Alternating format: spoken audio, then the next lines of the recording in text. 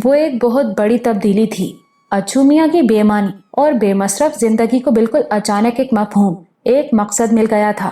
वो इसी पर सोचते और हैरान होते। पहली बार उन्हें अल्लाह का और उसकी रहमत का इदराक हुआ था। उनकी जिंदगी में अल्लाह के नाम का कोई असर कभी नहीं रहा था। वो सोने का चमचा मुंह में लेकर पैदा हुए, ऐश में परवरिश हुई। जिंदगी महज एक तफरीह थी, दोस्त कोई नहीं था, मुसाहिब बेशुमार थे। तारीफ और खुशामद के सिवा उनके कान में कोई बात नहीं पड़ती थी। 16 साल की उम्र में माँ और बाप दोनों से महरूम हो गए, लेकिन उन्हें किसी कमी का एहसास नहीं हुआ था। हर ख्वाहिश पूरी करने वाली और इज्जत कराने वाली दौलत जो उनके पास थी, बल्कि अम्मा जान की मौत के बाद तो वो मादर पिदर आजाद हो गए। दोस्त नुमा मुसाहिबों ने उन्हें तमाशबीनी की लत लगा दी। सिर्फ 12 साल में अपनी तमाम दौलत बाजार में झोंक कर वो कलाश हुआ। सब मुसाहिब साथ छोड़ गए, इज्जत नहीं रही और वह नीलम बाई के कोठे पर पड़ रहे। अब इस बात को भी 22 साल यानी जिंदगी के 50 साल गुजर गए, मगर अब उनकी जिंदगी में अल्लाह आ गया। वो सोचते और हैरान होते, कैसा संगीन जुर्म सरजद हुआ था उनसे। उनके इस अमल में कोई मस्बत पहलू नहीं था, लेकिन इसके नताइज शशदर कर देने वाली हद तक मस्बत निकले थे। इसी पर तो वो अल्लाह के कायल हुए थे। वो अपने जुर्म के नताइज से डर कर भागे थे और उन्हें एक ऐसा ठिकाना भी मिल गया था जहां वो पहले की निस्बत 1000 गुना इज्जत के साथ पूरी जिंदगी गुजार सकते थे। लेकिन कोई ताकत उन्हें दोबारा कोठे पर खींच लाई थी। वो अपने जुर्म की बदतरीन सजा भुगतने के लिए तैयार होकर आए थे, लेकिन वहां उन्हें मिला क्या? इनाम, और बहुत बड़ा इनाम।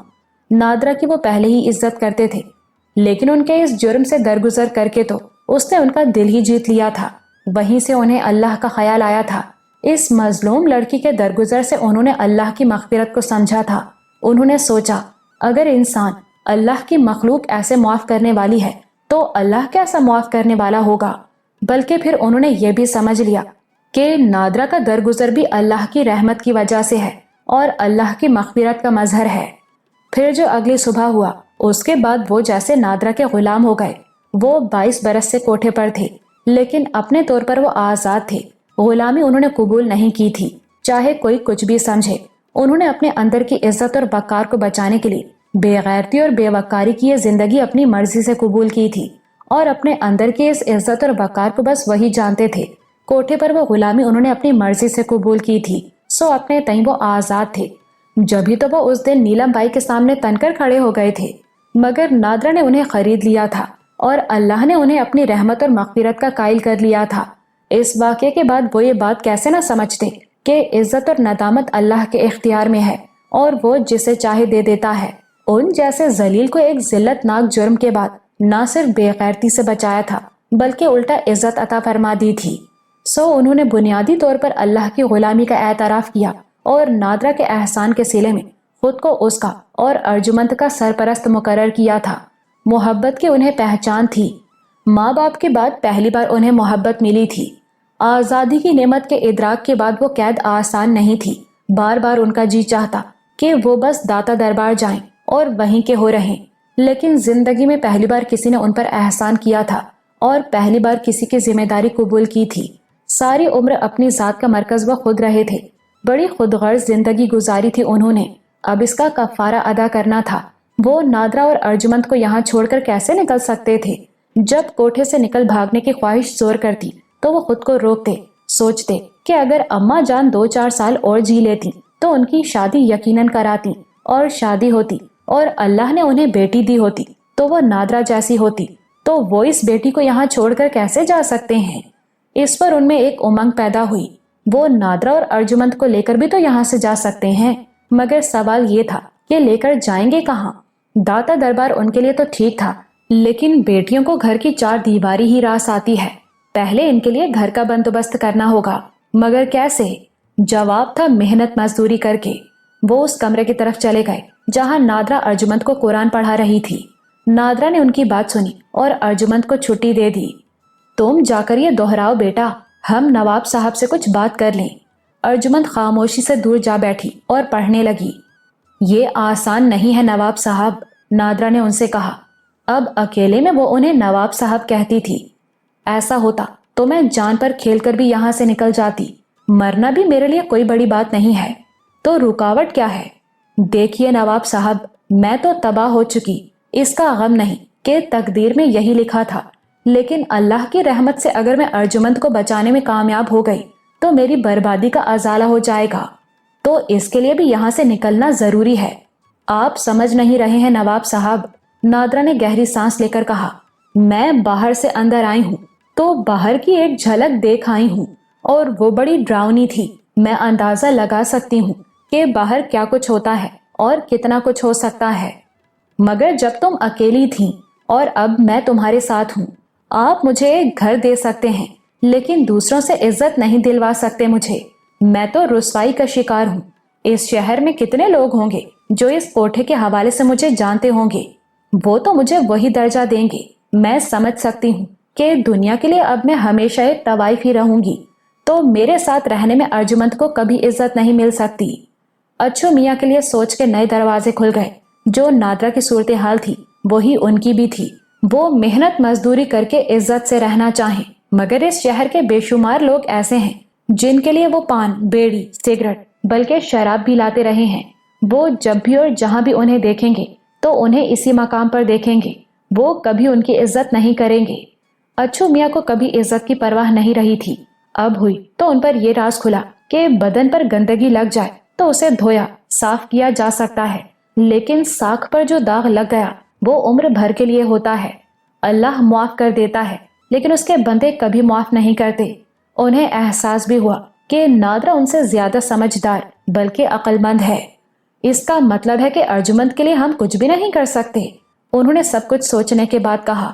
نادرا نے تعصب سے سر ہلا دیا۔ بظاہر تو ایسا ہی ہے، لیکن میں اللہ سے ہر وقت دعا کرتی ہوں اس کے لیے۔ مگر کوئی امکان بھی ہے تمہارے سامنے؟ بس مجھے لگتا ہے کہ اللہ کے حکم سے کوئی رحمت کا فرشتہ آئے گا اور میں ارجمند کو اسے دے دوں گی۔ اس کے بعد میں یہ نہیں چاہوں گی کہ میرا یا میری بدنصیبی کا سایہ بھی اس پر پڑے۔ مگر تم تو یہاں اجنبی ہو، ہندوستان سے آئی ہو، یہاں تمہارا کوئی جاننے والا بھی نہیں۔ اللہ مسبب الاسباب ہے نواب صاحب، نادرا نے گہری سانس لے کر کہا۔ میرا دل کہتا ہے کچھ اچھا ہی ہوگا، مگر مجھے بوا سے بنا کر رکھنی چاہیے، اور آپ بھی ایسا کریں۔ بوا کو آپ کے اور ہمارے تعلق کی گہرائی کا پتہ نہیں چلنا چاہیے۔ اچھو میاں نے سوچا بات معقول ہے، اب وہ خیال رکھیں گے۔ ساتھ ہی انہیں ایک اور خیال آیا، وہ داتا دربار جائیں تو دھل کر پاک ہو کر کیوں نہ جائیں، ساتھ کچھ اچھا لے کر جائیں۔ انہوں نے نادرا سے کہا، بیٹا ایک احسان کرو گی مجھ پر؟ نادرا نے حیرت سے انہیں دیکھا، پہلی بار انہوں نے اسے بیٹا کہا تھا۔ اس کی آنکھیں ڈبڈبا گئیں۔ پردیس میں، اس قسم پرسی کے عالم میں اللہ نے اسے ایک رشتہ عطا فرمایا، پھر مایوس ہونے کی کیا بات ہے؟ وہ ضرور کرم کرے گا۔ بیٹی کہتے ہیں اور احسان کی بات کرتے ہیں، اس نے شکایتی لہجے میں کہا۔ اب تو آپ حکم کریں، مجھے قرآن پڑھنا سکھا دو، یہ تو سعادت ہوگی میرے لیے۔ میں تو سوتی ہی فجر پڑھ کر ہوں، آپ صبح سویرے اٹھیں، میں آپ کو قرآن بھی پڑھاؤں گی اور نماز بھی سکھاؤں گی۔ آپ تو باہر جا کر جماعت سے نماز پڑھ سکتے ہیں، مجھے تو 5 نمازیں نصیب ہی نہیں ہوتی۔ اس کی آنکھوں میں آنسو آ گئے۔ لیکن بوا کو پتہ نہ چلنے دیجیے گا۔ اچھو میاں نے اس بات میں سر ہلا دیا۔ وہ کوٹھے پر بالکل نئے معمولات کا آغاز تھا۔ رابعہ کو 40 دن ہو گئے تو اس کا نارمل زندگی کا آغاز ہو گیا۔ حمیدہ نے اسی دن عبدالحق کو بلایا۔ اب تمہاری اور نوربانو کی شادی کی تاریخ رکھنی ہے۔ عبدالحق اندر سے خوش ہو گیا۔ جو تمہاری مرضی اماں، اور اس کے 1 ماہ بعد کی تاریخ ڈاکٹر صاحب کو دے دیں گے۔ ٹھیک ہے اماں، لیکن میں اس سے پہلے تمہیں کچھ دکھانا چاہتا ہوں۔ تو دکھا دے پتر۔ ایسے نہیں، اس کے لیے ہمیں سفر کرنا ہوگا۔ کہاں جانا ہے؟ لاہور، عبدالحق نے کہا۔ پر تم فکر نہ کرو اماں، میں نے گاڑی بھی لے لی ہے۔ حمیدہ کی سمجھ میں تو کچھ نہیں آیا، لیکن اس نے کہا، زبیر اور رابعہ بھی چلیں گے نا؟ ہاں اماں، کیوں نہیں؟ اور نوربانو اور زرینہ، وہ بھی چلیں گی، عبدالحق نے کہا۔ لاہور لے جانے کا ایک مقصد یہ بھی ہے کہ ان کی شادی کے لیے جو کچھ خریدنا ہے وہاں تمہاری مرضی سے خرید لیا جائے اور وہ دونوں بھی خریداری میں شریک ہوں۔ بس تو تاریخ وہاں سے واپسی پر طے کریں گے، حمیدہ نے فیصلہ سنایا۔ ٹھیک ہے اماں، عبدالحق نے کہا۔ وہ خوش تھا کہ نوربانو کے ساتھ ایک اور سفر کرنے کا موقع مل رہا ہے۔ پک اپ اس نے یہی سوچ کر خریدی تھی کہ پوری فیملی اس میں سفر کر سکتی تھی۔ پہلے تو گاڑی ہی حمیدہ کے لیے بہت بڑی خوشخبری تھی، بلکہ حمیدہ کیا، سبھی بہت خوش ہوئے تھے۔ حمیدہ بار بار کہتی، اللہ، سفر اتنا آسان بھی ہو سکتا ہے۔ लेकिन सफर बहरहाल तवील था। हमीदा को थकन हुई तो जरीना दरमियानी निशिस्त से पिछली निशिस्त पर जुबैर और राबिया के साथ जा बैठी और हमीदा नूरबानो की गोद में सर रखकर लेट गई। रास्ते में एक जगह रुककर उन्होंने खाना खाया जो वो लोग अपने साथ लाए थे। होटल की चाय पी और कुछ देर आराम किया। फिर दोबारा सफर शुरू हुआ। अब उनकी मंजिल लाहौर थी।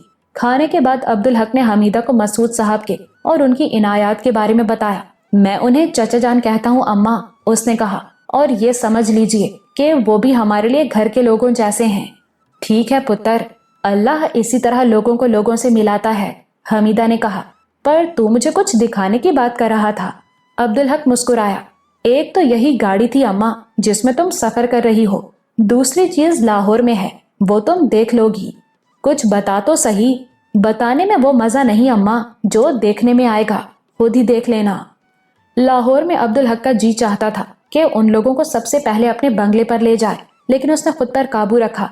पहले मसूद साहब के यहाँ हाजिरी देनी जरूरी थी और मसूद साहब को पता चला कि वो सीधे वहां आए हैं तो उनकी खुशी की कोई हद नहीं थी। तुमने मेरा मान बढ़ा दिया बेटे, उन्होंने अब्दुल हक से कहा। मुझे एहसास है कि तुम इन लोगों को बंगला दिखाने के लिए बेताब हो रहे होगे।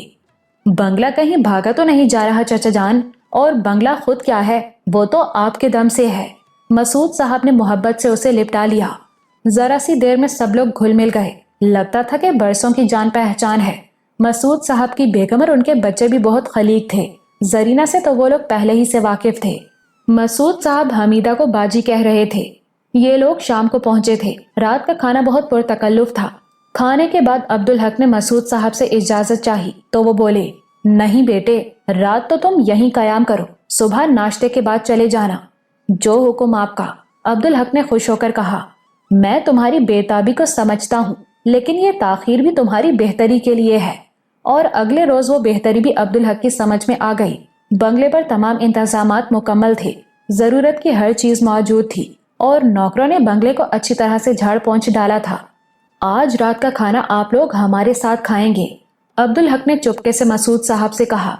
ये ज्यादती होगी, अभी बच्चों की थकन पूरी उतरी नहीं है और तुम इन पर ये बोझ लाद रहे हो। रात की नींद लेकर सब ताजादम हो चुके हैं चचा जान, अब्दुल हक ने हंसते हुए कहा। और अगर कुछ थकन रह भी गई है तो वो आपका तोहफा देखकर दूर हो जाएगी। ये तो तुम्हारी मोहब्बत है कि अपनी मलकियत को मेरा तोहफा कह रहे हो। आइएगा जरूर। अब्दुल हक ने गाड़ी बंगले के सामने रुकवाई और पलटकर पीछे हमीदा को देखा। इस बंगले को देखें अम्मा, कैसा लग रहा है? हमीदा ने सर घुमाकर जायजा लिया। इसे बंगला कहते हैं पुत्र, ये महल है, महल। अगर ये तुम्हें मिल जाए तो? मेरे लिए तो महल और झोंपड़ी बराबर है पुत्र। हाँ, ये तुझे मिल जाए तो बहुत खुशी होगी मुझे। अंदर से चलकर देखें अम्मा, अब्दुल हक ने कहा। क्या पता अंदर से ऐसा ना हो, पता नहीं किसका हो। अरे नहीं अम्मा, अभी तो यह खाली पड़ा है, मसूद साहब के एक दोस्त का है, हम अंदर जाकर देख सकते हैं। बोलो अम्मा, देखना है? देख सकूं तो क्यों ना देखूं। हमीदा के लहजे में इश्तियाक था। अब्दुल हक के इशारे पर याकूब ने हॉर्न दिया। चंद लम्हे बाद गेट खोल दिया गया। गाड़ी अंदर पोर्च की तरफ बढ़ी। सादिक गाड़ी के साथ साथ दौड़ रहा था। ये शायद हमें रोकना चाहता है पुत्र, हमीदा ने मासूमियत से कहा। अभी देख लेना अम्मा। और गाड़ी रुकते ही सादिक ने अब्दुल हक को सलाम किया। अब्दुल हक नीचे उतरा। सब ठीक है ना? उसने सलाम का जवाब देने के बाद कहा। बंगला आईने की तरह चमका दिया है साहब, जरूरत की हर चीज मौजूद है। याकूब ने उतरकर दरवाजा खोला और सब लोग नीचे उतर आए। सादिक अपने बीवी बच्चों को बुलाने के लिए सर्वेंट क्वार्टर की तरफ दौड़ गया। अब्दुल हक हमीदा की तरफ मुड़ा। आओ अंदर चले अम्मा। लेकिन हमीदा तो सहरज़दा सी लॉन को देख रही थी। और एक हमीदा ही क्या, सभी लोग लॉन को मबहूत से देख रहे थे। अब्दुल हक ने लॉन की तरफ देखा तो खुद भी देखता ही रह गया। लॉन की तो शक्ल बदल ही गई थी। हर तरफ लहलहाती हुई घास नजर आ रही थी। सलीके से बनी हुई क्यारियों में रंगारंग फूल झलक दिखा रहे थे और एक माली पाइप हाथ में लिए पानी दे रहा था। सादिक अपनी बीवी के साथ आ गया था। सादिक ने आवाज लगाई, रमजान इधर आ जा, साहब आए हैं। रमजान ने पाइप रखा और उनकी तरफ चला आया। तुमने तो कमाल कर दिया रमजान, अब्दुल हक ने उसे कहा। इतना खूबसूरत बना दिया है बागीचे को। आपको अच्छा लगा साहब? मेरी मेहनत वसूल हो गई। मगर साहब, इसमें मेरी खुशी भी है। मुझे जमीन से और फूलों पौधों से मोहब्बत है। ठीक है, तुम जाओ, अब्दुल हक ने उसे कहा। फिर वो हमीदा की तरफ मुड़ा। अब अंदर चले अम्मा। अरे यहाँ तो झूले भी लगे हैं और इतने अच्छे। हमीदा ने जैसे उसकी बात सुनी ही नहीं। अब्दुल हक को झुंझुलाहट होने लगी। उसे बंगला दिखाने की बेताबी हो रही थी और यहाँ सब लॉन में उलझे हुए थे। अम्मा अब अंदर चलें, उसने हमीदा का हाथ थामते हुए कहा। हम यहाँ कुछ देर बैठ नहीं सकते पुत्र, हमीदा ने कहा। हाँ भाई, हमें झूला भी झूलना है, जरीना बोली। शाम को बैठेंगे लॉन में, फिर जो जी चाहे कर लेना, अभी तो धूप है यहाँ, अब्दुल हक ने कहा और चुपके से नूरबानो की तरफ देखा जो गुमसुम थी, जैसे किसी शहर में हो।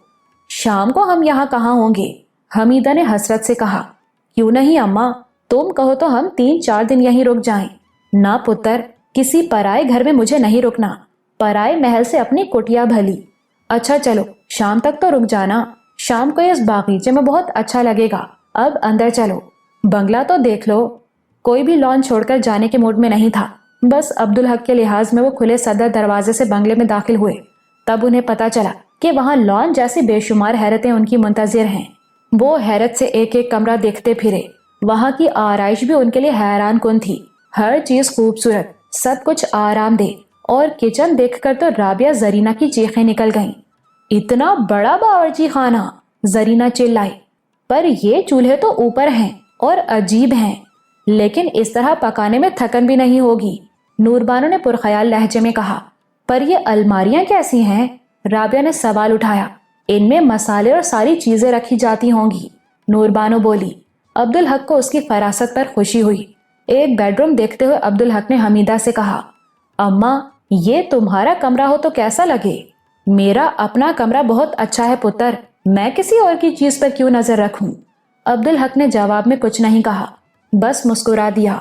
हमीदा ने कमरे से मुल्हिक बाथरूम देखा तो पूछा, ये कमरे में दूसरा कमरा कैसा है? ये गुसल खाना है अम्मा, और संडास। हमीदा ने टाइल लगे उस कमरे को हैरत से देखा और बेयकीनी से बोली, गुसल खाना और संडास? हाँ अम्मा, अब्दुल हक ने उसे शावर खोलकर दिखाया। बस इसके नीचे खड़े हुए और नहा लिए, और ये टब है, इसमें पानी भरा और लेट गए। है ना आराम ही आराम। और अम्मा सर्दी हो तो गर्म पानी भी आएगा नल में। जिंदगी भर की तमाम हैरतें सिमटकर हमीदा की आंखों में आ गई थीं। बहुत खूबसूरत है पुत्र, पर ये तो बता, इतने साफ सुथरे गुसल खाने में संडास का क्या काम? और संडास है कहाँ? अब्दुल हक ने उसे कमोड दिखाया। ये है, इस पर कुर्सी की तरह बैठते हैं। पर इसका फायदा? जब तुम बूढ़ी होगी अम्मा, और खुदा न ख्वास्ता संडास पर बैठते हुए झुकना मुश्किल होगा तो। बूढ़ी तो मैं अब भी हूँ पगले, और संडास पर बैठते हुए मुझे तकलीफ भी होती है, हड्डियां कड़कड़ाती हैं मेरी। हमीदा ने उसकी बात काटते हुए कहा, पुत्र इतने साफ सुथरे गुसलखाने में गंदगी। सफाई का ख्याल रखें तो गंदगी कैसे होगी? अब कोई ख्याल न रखे तो और बात है। अब्दुल हक ने कमोड का ढकना उठाया, ऐसे बैठते हुए अपनी जरूरत पूरी की, खुद को साफ किया और ये बटन दबा दिया। उसने फ्लश का बटन दबाया, प्रेशर से पानी आया और गंदगी बहाकर ले गया। हमीदा मुतासिर तो हुई, लेकिन उसे एतराज भी था। आदमी जहाँ सोता हो वहीं गंदगी? मैंने कहा ना अम्मा, सफाई का ख्याल रखा जाए तो गंदगी होगी ही नहीं, बदबू तो होगी ना पुत्र। गंदगी फौरन बहा दी जाए तो बदबू कैसी? अब्दुल हक ने कहा। और इसके बावजूद खुशबूदार जरासीम कुछ दवाओं से इसकी धुलाई होती है। और फिर ये स्प्रे, उसने स्प्रे करके दिखाया। बाथरूम में भीनी भीनी खुशबू फैल गई। हमीदा बहुत मुतासिर हुई। तू ठीक कहता है पुत्र, पर मेरे लिए तो ये नया और अजीब ही है। इस्तेमाल करोगी तो 2 दिन में ही आदी हो जाओगी। मुझे कौन सा रहना है यहाँ? अब्दुल हक फिर मुस्कुराया। बाकी सब लोग दिलचस्पी से उनकी गुफ्तगू सुन रहे थे। अब्दुल हक ने सर्वेंट क्वार्टर दिखाए। अच्छे लोग होंगे, नौकरों का भी ख्याल रखा है, हमीदा ने तबसरा किया। अब्दुल हक आखिर में उन्हें ड्राइंग रूम में ले आया। अब बैठें, कुछ देर आराम कर लें, कोई लेटना चाहे तो बेडरूम में चला जाए। हमीदा सोफे पर बैठी तो हैरान हुई। ये कुर्सी तो पुत्र लगता है मुझे हड़प कर रही है, उसने कहा। हड़प तो नहीं करेगी, अब्दुल हक ने हंसते हुए कहा, अलबत्ता झूला झूलने का एहसास होगा। अच्छा नहीं लग रहा अम्मा? बहुत अच्छा लग रहा है पुत्र। अब खुशखबरी सुन लो अम्मा, ये तुम्हारा घर है, मैंने खरीदा है। वहां सन्नाटा छा गया। वो सब हैरत और मुसरत से गुंग हो गए थे। फिर सबसे पहले इस खामोशी को जरीना ने तोड़ा और उसके कदमों में बैठकर उसके दोनों घुटनों को थाम लिया। आपको बहुत मुबारक हो भाई, अल्लाह इस घर को आपके लिए आबाद करे और इसे खुशियों से भर दे। वो बोली तो जैसे सबको जुबान मिल गई। सब मुबारकबाद दे रहे थे, बस नूरबानो चुपके चुपके मुस्कुराए जा रही थी। अब्दुल हक ने कहा, आप सबको मुबारक हो। अरे भाई, ये घर आप सबका है। ये जानने के बाद वो अपने घर में बैठे हैं, वहां माहौल ही बदल गया। नूरबानो और जरीना लॉन में जाने को मचल रही थी, और तो और राबिया भी झूले पर बैठने के लिए बेताब हो रही थी। अब घर तुम्हारा है तो सब्र से काम लो। बागीचे में तो जब चाहो जा सकती हो, पर पहले खाने का कुछ करो। और इस वक्त के खाने की तो कोई बात नहीं, अलबत्ता रात के खाने पर मैंने चाचा जान को बुलाया है, अब्दुल हक ने कहा। और उसी वक्त मसूद साहब का ड्राइवर उन लोगों के लिए खाना लेकर आ गया। खाने के बाद वो लोग कुछ देर के लिए लॉन में चले गए। हमीदा कुछ देर के लिए लेट गई। अब्दुल हक उसके पास रुक गया था। सबसे पहले राबिया झूले पर बैठी। वो झूला भी अजीब था। वो तो एक तरह का गद्देदार पलंग था जिसके 3 तरफ दीवारें थीं। आए आप नूर बीबी, आप भी आ जाएं, राबिया ने पुकारा। नूरबानो कुछ झिझकी, लेकिन फिर झूले पर जा बैठी। वो तो बहुत आरामदेह निशिस्त थी। कहाँ वो लकड़ी का तख्ता और कहाँ ये नरमो दबीस उड़ता हुआ बिस्तर। इसका तो लुत्फ ही कुछ और था। जरीना पींगे दे रही थी। नूरबानो पिछले तजुर्बे से इस तजुर्बे का मवाजना कर रही थी। वहां के मुकाबले में यहाँ आसमान की वुसअत ज्यादा थी और हर बार ऐसा लगता था कि झूले की कौसी उड़ान उससे सरू के दरख्तों की तरफ ले जा रही है। हर बार ऐसा लगता कि वो हाथ बढ़ाए तो उन दरख्तों को छू सकती है। हालांकि दरख्त काफी दूर थे।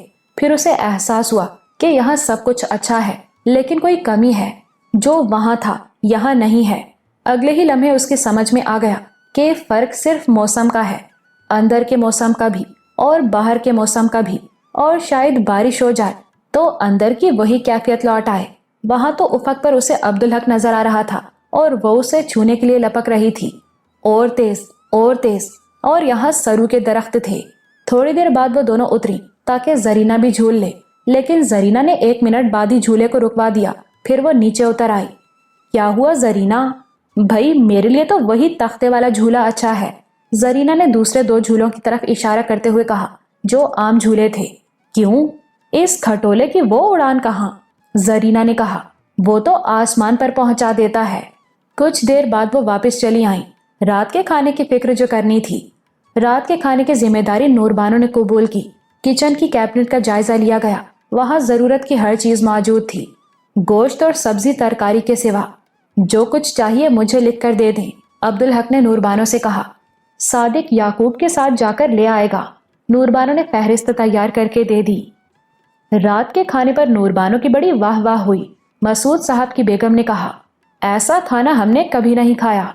मसूद साहब की बच्चियां नूरबानो के पीछे पड़ गई कि वो उन्हें ऐसा ही खाना पकाना सिखाए। अब 4 दिन में तो ये मुमकिन नहीं, नूरबानो ने बेबसी से कहा। इन 4 दिनों के लिए कौन कह रहा है? मसूद साहब की बड़ी बेटी रिजवाना ने कहा। ये तो खरीदारी में ही गुजर जाएंगे। और क्या, हम तो बात की बात कर रहे हैं, जब आप यहाँ रहने के लिए आ जाएंगी, छोटी बेटी शाहाना बोली। नूरबानो के समझ में नहीं आया कि क्या जवाब दे। बात समझ ही नहीं आई थी। वो खामोशी रही। मसूद साहब ने अब्दुल हक से कहा, लॉन में चलो भाई, मुझे तो चहलकदमी करनी पड़ेगी। खाना हलक तक भर लिया है, था ही इतने मजे का। चलिए। वो दोनों चले गए। हमीदा ने बच्चियों से पूछा, नूरबानो यहाँ रहने के लिए आएगी? आप सभी आएंगे, रिजवाना ने कहा। अब्दुल हक भाई ने आपको नहीं बताया? कुछ बात तो की थी, मैं समझ नहीं पाई। बाहर लॉन में चहलकदमी के दौरान अब्दुल हक ने मसूद साहब से कहा, अब अम्मा से लाहौर आने की बात आप ही करें। जरूर करूंगा। गर्ज ही मेरी है तो बात और कौन करेगा? आपकी गर्ज कैसी? भला तो मेरा है। मुल्क और कौम की गर्ज मेरी गर्ज है। और बेटे, तुम तो मेरे लिहाज में राजी हुए। ऐसी तो बात नहीं चाचा जान। नहीं बेटे, मैं जानता हूँ और समझता हूँ, तुम आजाद आदमी हो। मुलाजमत की तुम्हें क्या जरूरत है? देखो ना, नौकरी तो नौकरी है, इसमें जवाबदेह भी होना पड़ता है। मुझे एहसास है कि मैं तुम्हें तुम्हारे मकाम से नीचे ला रहा हूँ और तुम ईसार करोगे अपने मुल्क व कौम की खातिर। चहलकदमी के बाद वो लोग अंदर गए। अब चलना नहीं है क्या? मसूद साहब की बेगम ने उनसे कहा। चलते हैं, पहले मैं बाजी से बात कर लूं। कहाँ है वो? अपने कमरे में। आइए, मैं ले चलूं आपको, जरीना ने उनसे कहा। नूरबानो के जहन में फिर अंदेशे सरसराने लगे। उसने रिजवाना और शाहाना को गौर से देखा। वो दोनों ही बहुत खूबसूरत लड़कियां थीं और उसे ये मालूम था कि लाहौर में कयाम के दौरान अब्दुल हक इन लोगों के बहुत करीब रहा है। बल्कि ये बंगला भी अब्दुल हक के पैसे से जरूर खरीदा गया था, मगर दिलवाया मसूद साहब नहीं था। और अब लाहौर आकर रहने की बात मसूद साहब ने कुछ सोच समझकर ही अब्दुल हक में दिलचस्पी ली होगी। तो अब क्या वो अम्मा से अपनी किसी बच्ची के रिश्ते की बात करेंगे? अचानक उसे एहसास हुआ कि वो उसी पुराने अंदाज में सोच रही है। उसने इस सोच को जहन से झटकने की कोशिश की, मगर खुदकार सोच पर कब किसी का इख्तियार होता है। उसने ध्यान तो हटा लिया, लेकिन वो सोच किसी कील की तरह उसके दिमाग में चुभती रही। फिर उसे ख्याल आया कि अब डरने की क्या जरूरत है, अब तो उसके पास एतमाद था। अब्दुल हक बराह रास्त उसके लिए अपनी मोहब्बत का एतराफ कर चुका है, और वो भी अमली तौर पर। दूसरी तरफ अम्मा उसे बहू बनाना चाहती हैं। मसूद साहब ने ऐसी कोई बात की भी तो वो उन्हें कह देंगी कि अब्दुल हक की शादी पहले ही से तय है। फिर भी वो अब्दुल हक को गौर से देखती रही, जो वहीं बैठा था। उसे इत्मीनान हुआ कि अब्दुल हक उनमें से किसी की तरफ मुतवज्जे नहीं है, बल्कि वो तो उसकी तरफ देखने से भी गुरेजा था। फिर उसने दोनों लड़कियों को देखा। उनके अंदाज में भी दिलचस्पी नहीं थी। उसूलन इसके बाद उसे मुतमईन हो जाना चाहिए था, लेकिन उसे दिल में ये एतराफ करना पड़ा कि मुतमईन हो जाना शायद उसकी फितरत में ही नहीं है। थोड़ी देर बाद मसूद साहब हमीदा के कमरे से आए तो बहुत खुश नजर आ रहे थे। चलें भाई, उन्होंने अपनी बेगम से कहा। सब लोग उठ गए। अब्दुल हक उन्हें रुखसत करने के लिए बाहर तक गया। नूरबानो हमीदा के कमरे की तरफ चली गई। मसूद साहब का खुश खुश वापस आना उसके लिए बाइसे तशवीश था। हमीदा ने हैरत से नूरबानो को देखा। तू क्यों आ गई धिये? पूरे दिन की थकन है, अब सो जा जाकर। ऐसी थकन भी नहीं है अम्मा, मैंने सोचा आपकी आंखों में दवा ही डाल दूं और टांगे भी दबा दूं। आंखों में दवा डालने के बाद पांव दबाते हुए नूरबानो ने अचानक पूछा, मसूद साहब आपसे क्या बात करने आए थे अम्मा? हमीदा ने चौंक कर गौर से उसे देखा, फिर सर हिलाते हुए बोली, तू क्यों परेशान होती है? नहीं अम्मा, मुझे परेशानी तो कोई नहीं, तू कभी नहीं बदलेगी। कितना समझाया था मैंने तुझे। देख, अच्छे लोगों को अच्छे लोग ही मिलते हैं, सब गर्ज के बंदे नहीं होते दुनिया में।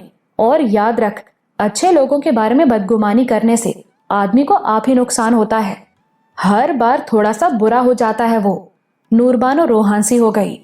मैंने तो कोई बदगुमानी नहीं की अम्मा, जाने दे इस बात को, मैं सब समझती हूँ। हमीदा के लहजे में तलखी थी। वो सब अब्दुल हक के सिलसिले में इजाजत लेने आए थे, ये भी उनकी बड़ाई है और अब्दुल हक की भी, वरना मर्दों के मामलात में औरतों का क्या दखल। और मैं तो दुनिया को समझती भी नहीं, बस अपने अब्दुल हक से प्यार करती हूँ और उसे खुश देखना चाहती हूँ। कैसी इजाजत अम्मा? नूरबानो ना चाहते हुए भी पूछ बैठी।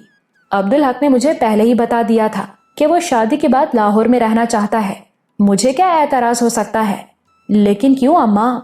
मसूद साहब अब्दुल हक को बड़ा अफसर बनाना चाहते हैं। तो ये तो नौकरी हुई अम्मा, उन्हें क्या जरूरत है नौकरी की? मैंने भी यही कहा था, पर वो बोले कि यहाँ पढ़े लिखे, सच्चे और दियानतदार लोगों की कमी है और मुल्क और कौम को ऐसे लोगों की जरूरत है। इसमें कौम का फायदा है, मुल्क की खिदमत है। अब्दुल हक दूसरों की फिक्र करता है, गैरों के भी काम आता है। उन्हें उसकी ये खूबी अच्छी लगी। लेकिन अम्मा, हमीदा ने उसकी बात काट दी। देख नूरबानो, मैंने तुम्हें पहले ही समझाया था, शक और बदगुमानी मोहब्बत को खराब कर देते हैं। तू ऐसी ही रही तो खुद भी दुखी होगी और अब्दुल हक को भी परेशान करेगी। याद रख, मर्द आजाद होते हैं, उनकी आधी जिंदगी घर से बाहर गुजरती है। औरत अपनी मोहब्बत और खिदमत गुजारी को मर्द के पांव की जंजीर बना सकती है। और एक बात बताऊं तुझे, मोहब्बत किसी पर कब्जा करके बैठने का नाम नहीं। मोहब्बत को सिर्फ देने की गर्ज होती है। जवाब में कुछ मिल जाए तो उसे एहसान समझना चाहिए, हक नहीं। मुझे अफसोस है कि अब तुझे सब कुछ मिलने वाला है, पर तू फिर भी नहीं बदली। ये नाशुक्रापन है। ये घर जिसमें हम बैठे हैं कितना खूबसूरत है, और ये तेरा घर है। ना तू ख्वाब में भी सोच सकती थी इस घर का, और ना मैं। तो इस पर शुक्र अदा करना चाहिए। तू उल्टा नाशुक्रापन करती है। याद रख नूरबानो, मैं माँ बनकर तुझे समझाती हूँ, मेरी ये बात याद रखना। आदमी जिस चीज पर अल्लाह का शुक्र अदा करे, अल्लाह उसे बढ़ाता है, और नाशुक्रापन करे तो जब चाहे इससे महरूम कर देता है। उसी वक्त दरवाजे पर दस्तक हुई। मसूद साहब को रुखसत करके अब्दुल हक लॉन में संगे मरमर की बेंच पर जा बैठा। वहां उसे बहुत अच्छा लग रहा था। इस घर में रहने का ख्याल ही बहुत खुशकुन था। ये तो अल्लाह की तरफ से उसे बड़ी नेमत मिली थी। फिर वो नूरबानो से अपनी शादी के बारे में सोचने लगा और इसमें ऐसा गुम हुआ कि ये भी भूल गया कि वो कहाँ बैठा है। ऐसे में बिल्कुल अचानक मीनू का ख्याल आ गया। अरे, आज तो मीनू को दाना भी नहीं दिया। वो ये सोचकर उठा कि अभी शेड में जाकर इस ज्यादती का अजाला करेगा, और उठते ही उसे ख्याल आया कि वो तो लाहौर में है, मीनू से सैकड़ों मील दूर। वो तड़प गया। मासूम और बेजुबान जानवर, और वो भी वो जिसे आपने कुर्बानी के लिए पाला हो, उसके साथ ज्यादती, ये तो अल्लाह को नाराज करने वाली बात है। और वो लोग यहाँ कम से कम 4-5 दिन के लिए आए हैं, तो क्या इतने दिन मीनू भूखा रहेगा? सवाल ही पैदा नहीं होता। उसे खुद पर बहुत शदीद गुस्सा आया। वो ये प्रोग्राम बनाकर चला और मीनू का ख्याल भी नहीं आया। मीनू, जो उसकी तरफ से अल्लाह के लिए तोहफा है, उसने तो गैर जिम्मेदारी और गफलत की हद कर दी। वो सोचता रहा कि अब क्या किया जाए। इसके सिवा कोई हल नहीं था कि वो अम्मा को खरीदारी के लिए रकम देकर इसी वक्त वापस चला जाए। वो तेज कदमों से चलता बंगले में दाखिल हुआ और सीधा अम्मा के कमरे की तरफ गया। अंदर नूरबानो भी मौजूद थी और अम्मा के पांव दबा रही थी। उसने दरवाजे पर दस्तक दी। हमीदा को दरवाजा नजर नहीं आ रहा था। उसने नूरबानो से पूछा, कौन है? अब्दुल हक हैं, नूरबानो ने दबी आवाज में कहा। फिर बुलंद आवाज में बोली, आ जाइए ना। अब्दुल हक आया और हमीदा के पास बैठ गया। अम्मा, मुझे इसी वक्त वापस जाना है। ये कैसे मुमकिन है? हमीदा के बोलने से पहले ही नूरबानो बोल उठी, मुझे खुद पर शर्म आ रही है। मुझे मीनू का ख्याल क्यों नहीं आया? ये सुनकर नूरबानो सुन होकर रह गई, लेकिन हमीदा इस बात की अहमियत को समझने से कासिर थी। उसने कहा, इतने लोग हैं, जुबैर के जानवरों का ख्याल रखने वाले नौकर भी हैं वहाँ। वो मीनू का 4 दिन ख्याल नहीं रख सकते? नहीं अम्मा, वो मेरे अलावा किसी के हाथ से कुछ खाता ही नहीं। तो इतने दिन जो तू लाहौर में रहा, तो क्या वो भूखा था? हमीदा ने तेज लहजे में कहा। अब्दुल हक ने बेबसी से नूरबानो की तरफ देखा। वो अम्मा, मुझसे मानूस हो गया था, नूरबानो ने दबे लहजे में कहा। वरना वाकई वो किसी के हाथ से कुछ नहीं खाता था। 4 दिन तो वो भूखा रहा। उसे देखकर रोना आ रहा था मुझे। पर तुझसे कैसे मानूस हो गया? अब इस बात का जवाब नूरबानो क्या देती? पता नहीं अम्मा, अल्लाह का करम था। अरे जानवर है वो, भूख लगेगी तो किसी से भी मानूस हो जाएगा। नहीं अम्मा, वो मर जाएगा। अब्दुल हक ने तड़प कर कहा, मुझे अभी जाना होगा। बस तो फिर हम सब वापस चलेंगे, हमीदा ने फैसला सुनाया। नूरबानो इसी दौरान खामोशी से बाहर निकल गई थी। जरा सी देर में सब लोग वहां आ गए। मसला मालूम होने के बाद राबिया ने कहा, साहब ठीक कह रहे हैं अम्मा, मीनू कुछ नहीं खाएगा किसी के हाथ से। मैं देख चुकी हूँ, वो तो मरने के करीब हो गया था। फिर नूर बीबी ने पता नहीं क्या जादू कर दिया। वहां जो बहस छिड़ गई, इसका कोई नतीजा नहीं निकलना था। वो सब अब्दुल हक के बगैर रुकने पर आमादा नहीं थे। सब वापस जाने को तैयार थे और ये अब्दुल हक को गवारा नहीं था, और अकेले अब्दुल हक का जाना उनमें से किसी के लिए काबिल कबूल नहीं था। वो बंद गली थी। फिर जरीना को ही वहां इम्कान का रोजन नजर आया। एक सूरत है भाई, उसने कहा। सब उसकी तरफ मुतवज्जे हो गए। आप अपने ड्राइवर को भेजकर मीनू को यहाँ मंगवा लें। याकूब मीनू के लिए अजनबी है, मीनू उसके काबू में नहीं आएगा। रोजन खुलता है तो रोशनी भी होती है। जुबैर उठ खड़ा हुआ। आप फिक्र ना करें साहब, मैं जाऊंगा याकूब के साथ। और बस ये गया और वो आया। आप अब बिल्कुल परेशान ना हो। अब्दुल हक ने एहतजाज करने की कोशिश की, लेकिन उसकी एक ना चली। फैसला हो चुका था। जुबैर उसी वक्त याकूब के साथ गाड़ी में हकनगर के लिए रवाना हो गया। अपनी गाड़ी की अफादियत अब्दुल हक पर खुल गई थी। नन्हा साजिद भूख से रोया तो राबिया अपने कमरे में चली गई। तूने कहा था पुत्र कि ये बंगला किसी अंग्रेज का था और तूने सामान समेत खरीदा है, हमीदा ने अब्दुल हक से पूछा। जी अम्मा, तो ये चादरें, ये कंबल मैं तो नहीं ओढ़ूंगी। अब्दुल हक मुस्कुराया। ये सब चचा जान ने खरीदा है, बिल्कुल नया है। एक दिन उन्होंने इसरार करके अपने घर हमें इसीलिए ठहराया था कि ये सब चीजें मुहैया कर दी जाएं। आप बेफिक्री से इस्तेमाल करें अम्मा। हमीदा मुतमईन हो गई। अब तुम लोग जाकर सो जाओ, आधी रात हो गई है। वो उठने लगा तो जरीना को ख्याल आया, एक मसला है भाई, सुबह हाजत के वक्त अम्मा को परेशानी होगी। हमीदा उछल पड़ी। सच है धिये, मुझसे तो नहीं बैठा जाएगा इस पर। ऐसी कोई बात नहीं अम्मा, ये आसान भी है और आरामदेह भी। मैं अभी इसका तरीका बताता हूँ आप लोगों को। अमली मुजाहिरे के बाद हमीदा खासी मुतमईन हो गई। फिर भी अब्दुल हक ने जरीना से कहा, तुम सुबह अम्मा के पास आ जाना, कहीं कोई परेशानी ना हो। तुम तो पूरी तरह समझ गई हो ना? जी भाई। इस दौरान नूरबानो को यह ख्याल सताता रहा कि वो पीछे रह गई है। इस वक्त तो ऐसा लग रहा है कि वो यहाँ मौजूद ही नहीं थी। काश अम्मा की इस परेशानी की फिक्र उसने कर ली होती। 5 दिन गुजार कर वो हकनगर वापस हुए। वो दिन उन सब लोगों के लिए यादगार थे। मसूद साहब की बच्चियां हर रोज आ जाती थीं और हमीदा, राबिया, नूरबानो और जरीना उनके साथ बाजार चली जाती थीं। बाजार देखकर हमीदा की आंखें फैल गई थीं। बहरहाल उन्होंने शादियों के लिए हर जरूरी चीज खरीद ली थी। वापसी के सफर में जुबैर उनके साथ नहीं था। सामान इतना ज्यादा हो गया था कि गाड़ी में गुंजाइश नहीं थी। ये तय पाया कि जुबैर सामान लेकर लारी के जरिए हकनगर पहुंचेगा, लेकिन गाड़ी में एक मुसाफिर बढ़ गया था, मीनू। जुबैर अगले रोज मीनू को लाहौर लेकर आया था, तो मालिक और जानवर का मिलन देखकर सभी की आंखों में आंसू आ गए थे। अब्दुल हक ने तो उस सुबह नाश्ता भी नहीं किया था। मीनू की भूख प्यास उसके लिए बोझ थी। मीनू अब्दुल हक को देखकर ऐसा बेकरार हुआ था कि कभी उसके हाथ चाटता और कभी उसको हल्की सी टक्कर मारता, और अब्दुल हक की आंखों में नमी सूख नहीं पा रही थी। मीनू को अपने हाथ से खिलाकर अब्दुल हक को करार आया था। उसके बाद उसने दोपहर का खाना खाया था। मीनू के कयाम का बंदोबस्त एक खाली सर्वेंट क्वार्टर में कर दिया गया था। उसके बाद सब कुछ नॉर्मल हो गया था। अपने घर में पहली सुबह हमीदा को लाहौर का बंगला बड़ी शिद्दत से याद आया। वो हाजत के लिए गई तो पहली बार उसे परेशानी हुई। उसने दिल में तस्लीम किया कि कमोड वाकई उसके लिए बहुत आरामदेह था। पहली बार यहाँ बैठते हुए उसे एहसास हुआ कि वो बूढ़ी हो गई है। उस रात खाने के बाद सब लोग चले गए और सिर्फ अब्दुल हक रह गया, तो उसने शादी की बात शुरू की। देखो पुत्र, अब 4 दिन बाद रमजान का महीना शुरू हो रहा है। मैं चाहती हूँ ईद के चौथे दिन तेरी शादी हो जाए। अब्दुल हक खुश हो गया। जो तुम्हारी मर्जी अम्मा। और बकरीद की कोई तारीख डॉक्टर साहब को दे देते हैं जरीना के लिए। ठीक है अम्मा। हमीदा खामोश हो गई। अब्दुल हक ने कुछ महसूस किया कि वो कुछ कहना चाहती है लेकिन झिझक रही है। कोई बात है अम्मा? उसने पूछा। है एक बात, पर शायद तुझे बुरी लगे।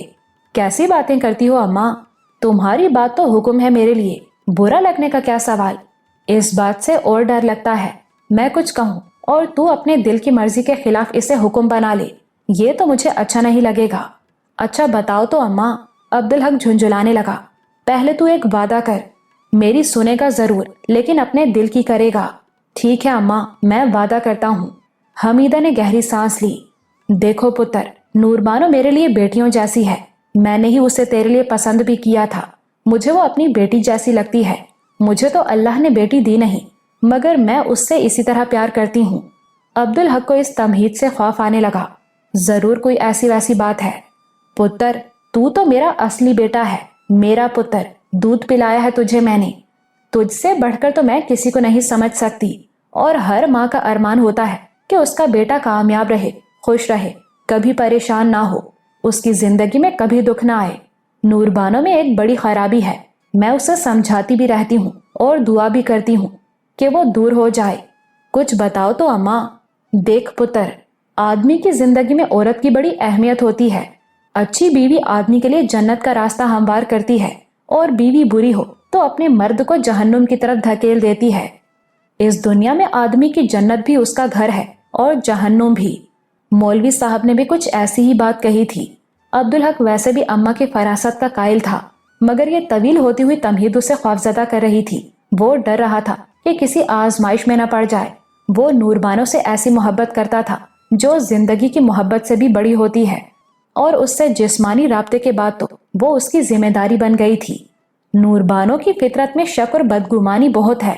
एक वजह यह भी है कि वो शक्लो सूरत में खुद को कम समझती है। अब पुत्र, शक और बदगुमानी करने वाला खुद भी अजाब में रहता है और दूसरे को भी अजाब में रखता है। पहले मैं सोचती थी कि शायद तुझसे शादी होने का यकीन ना होने की वजह से ऐसा है। मैंने उसे समझाया भी और यकीन भी दिला दिया कि तेरी शादी उसी से होगी। मेरा ख्याल था, और उसने भी कहा था कि अब ये चीज खत्म हो जाएगी, मगर वो अब भी वैसी है पुत्र। जरीना आई तो वो जरीना से चिढ़ने लगी, और अभी उसने डॉक्टर साहब की बच्चियों के बारे में भी ऐसा सोचा। अगर वो ऐसी ही रही तो पुत्र आगे तुझे सताएगी। अब्दुल हक के दिल का बोझ हट गया और वो हल्का फुल्का हो गया। तुम फिक्र ना करो अम्मा, ये तो मोहब्बत की वजह से है। ना पुत्र, मोहब्बत में तो आदमी का दिल बड़ा हो जाता है, तंग नहीं होता। मोहब्बत किसी पर कब्जा करना थोड़ी है। मेरी मोहब्बत मिलेगी उसे तो ये खराबी दूर हो जाएगी। अम्मा, तुमने अच्छा किया कि मुझे बता दिया। अब मैं खास तौर पर ख्याल रखूंगा। हमीदा पहले से जानती थी कि अब्दुल हक नूरबानो से इतनी मोहब्बत करता है कि वो उसे हर हाल में कबूल कर सकता है। अब अल्लाह करे कि हर हाल में खुश भी रहे। बहरहाल उसके दिल का बोझ हट गया। उसने बेटे को खबरदार कर दिया था, अपना हक अदा कर दिया था। बस एक बात तुझसे और पूछनी है पुत्र, उसने कहा। पूछो अम्मा। सच सच बताना। मैं कभी झूठ बोलता हूँ अम्मा? बोलता तो नहीं, पर नूरबानो ही की खातिर बोल चुका है। उसके चाचा की हकीकत तो नहीं बताई ना उसे तूने? तो झूठी बोला ना कि वो तुझे नहीं मिले। अब्दुल हक शर्मिंदा हो गया। वो तो मजबूरी थी अम्मा, तुम भी समझ सकती हो। हाँ, मैं समझती हूँ कि तू नूरबानो की खातिर झूठ भी बोल सकता है।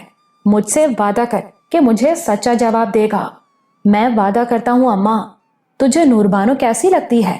कितनी खूबसूरत लगती है। अब्दुल हक ने एक लम्हे को आंखें बंद करके नूरबानो का तस्वुर किया। फिर उसने आंखें खोली और अपने शऊर की कामिल सच्चाई के साथ कहा, मुझे वो बहुत खूबसूरत लगती है अम्मा। उनसे खूबसूरत दुनिया में कोई है ही नहीं, कोई हो भी नहीं सकता। लेकिन पुत्र, वो खूबसूरत बिल्कुल नहीं है। उसकी तो सूरत शक्ल बहुत मामूली सी है। मैं एक बात बताऊं अम्मा, मेरा यकीन करो, मैंने बहुत बहुत हसीन लड़कियां भी देखी हैं, लेकिन नूरबानो उन सबसे कहीं ज्यादा हसीन है। ये कहकर अब्दुल हक ने गौर से हमीदा को देखा। उसे उम्मीद थी कि अब उसके चेहरे पर इत्मीनान नजर आएगा, लेकिन उसे मायूसी हुई। वो तो और ज्यादा फिक्रमंद लग रही थी। ये तो अच्छी बात नहीं पुत्र। जिससे मोहब्बत की जाती है उसकी खराबियों को तो सोच समझकर कबूल किया जाता है। जरा सोच कि सहरा की रेत को तू दरिया समझकर उससे मोहब्बत करता रहे, पर जब तू पानी पीना चाहेगा तो वो पानी तो नहीं होगी ना, फिर मायूसी होगी ना। नूरबानो तुझे वैसी ही नजर आनी चाहिए जैसी है। पता नहीं अम्मा, शायद अल्लाह ने मुझे उसके लिए नजर ही ऐसी दी है। अब्दुल हक ने बेबसी से कहा। और किसी वक्त नजर ठीक हो गई तो? तुम भी दुआ करो अम्मा, और मैं भी दुआ करूंगा कि ऐसा कभी ना हो। लेकिन मुझे यकीन है कि ऐसा हुआ तब भी मेरी मोहब्बत कम नहीं होगी। अम्मा, मैंने उसे देखकर उससे मोहब्बत नहीं की थी। मैंने तो उसकी आवाज में कुरान की तिलावत सुनकर उससे मोहब्बत की थी, और वो भी उस वक्त जब मैं ठाकुर अवतार सिंह था। और अम्मा, उसकी तिलावत सुनकर ही तो मैं ईमान लाया था। उसकी वजह से मैं अब्दुल हक हूँ। ना पुत्र, ऐसा नहीं कहते। ईमान तो अल्लाह के फजल से मिलता है, सबब कोई भी हो। तुझे तो अल्लाह पहले ही ईमान के रास्ते पर चला रहा था, वरना तू नन्हा सा बच्चा जान पर खेलकर मेरे दूध के लिए जिद क्यों करता? फिर भी अम्मा, वसीले की भी तो अहमियत होती है। हमीदा ने कोई जवाब नहीं दिया। चंद लम्हों के बाद वो बोली, तू अब जा पुत्र, मैं तेरे लिए हमेशा दुआ करूंगी। पिंजरे में आने वाले नए परिंदों को पिंजरे से मानूस होने में बहुत वक्त लगता है, और इससे पहले वो रिहाई की भरपूर कोशिश करते हैं। खानम भी कोठे पर आने वाला नया पंछी था। नाम तो उसका फरीदा था, लेकिन वो नहीं चाहती थी कि कोई उसे उसके नाम से पुकारे। उसका इसरार था कि उसे खानम ही कहा जाए। नरगिस बनने वाली नादरा इस बात को समझ सकती थी। खानम ने वहां किसी को दोस्त बनाया तो वो नादरा ही थी। जब भी मौका मिलता तो वो दोनों बातें करती। अर्जुमंद को भी खानम बहुत अच्छी लगी थी। वो अक्सर उनके पास बैठकर उनकी बातें सुनती। खानम बहुत खूबसूरत और शीरीं लहजे में बातें करती थी। तुम हिंदुस्तानी तो नहीं लगती, एक दिन नादरा ने कहा। नहीं, मैं ईरानी हूँ, खानम ने कहा। तो यहाँ कैसे आ गई? मोहब्बत ले आई, खानम ने गहरी सांस लेकर कहा। नादरा को एहसास हुआ कि वो भी कोई कहानी है। कैसे? उसने पूछा। आगा हिंदुस्तानी थे, खानम ने कहा। वो तिजारत के सिलसिले में इस्फहान आए थे। वहां मैंने उन्हें देखा और मुझे पहली नजर में उनसे मोहब्बत हो गई। मैंने इसका इजहार भी कर दिया। फिर मैं उस वक्त सिर्फ 17 साल की थी और इतनी खूबसूरत थी कि तुम इसका तस्वुर भी नहीं कर सकती। तस्वुर की क्या जरूरत है? नादरा ने सताइशी लहजे में कहा। तुम मेरे सामने हो और इस वक्त भी ऐसी हसीन हो कि तुम पर नजर ठहरती ही नहीं। नहीं, उस वक्त तो मैं परी थी, परी। खानम ने सर्द आह भर के कहा। आगा मुझे रद्द नहीं कर सकते थे, लेकिन भले आदमी थे। बोले, तुम्हारा मेरा क्या जोड़? तुमसे तो बड़े मेरे बच्चे हैं। मैं तुम पर जुल्म नहीं कर सकता। मगर मैं तो मोहब्बत में अंधी हो रही थी, समझ नहीं सकी कि मैं वाकई अपने साथ जुल्म कर रही हूँ। मैं तो उनके पीछे पड़ गई کہ उनसे शादी करूंगी या जान दे दूंगी। तुमसे बड़े बच्चे थे उनके, नादरा ने हैरत से कहा। तो उनकी उम्र क्या होगी? 60 के लगभग थे। तो तुम्हें उनसे मोहब्बत कैसे हो गई? मोहब्बत का उम्र से, मजहब से, जात पात से और तबके से क्या तसादुम। मोहब्बत तो किसी को किसी से भी किसी वक्त भी हो सकती है। और ये तो उन्होंने ही बताया था कि वो 60 साल के हैं, वरना वो लगते तो जवान थे और इतने वजीह कि उन जैसा कोई मैंने आज तक नहीं देखा। मगर मोहब्बत के लिए वजाहत की भी शर्त नहीं, बस हो गई तो हो गई। ठीक कहती हो, नादरा ने आह भर के कहा और दिल में सोचा, मोहब्बत तो उसे भी हो गई थी अवतार सिंह से। खैर फिर क्या हुआ? अब आगा मेरे हुस्न के सामने टिक तो नहीं सकते थे। उन्होंने मुझसे शादी कर ली और मुझे अपने साथ इलाहाबाद ले गए। तब मैंने देखा कि वाकई उनका सबसे छोटा बेटा भी मुझसे बड़ा था। उनकी बीवी बच्चों ने तुम्हें कबूल कर लिया? नहीं, मगर मुझे कोई परवाह नहीं थी। आगा के पास दौलत की कमी नहीं थी। उन्होंने मुझे अलग घर लेकर दिया, बड़ी इज्जत और आसाइश के साथ रखा। सच तो ये है कि वो मुझ पर जान देते थे। फिर हुआ क्या?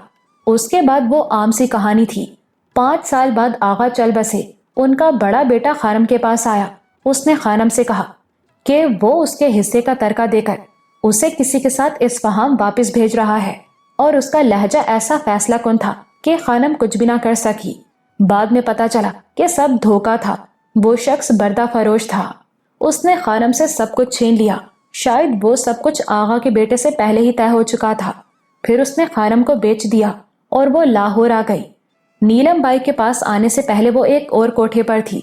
वो हमेशा फरार होने की कोशिश करती थी, इसीलिए नायका ने उसे नीलम बाई के पास फरोख्त करके अपनी जान छुड़ा ली।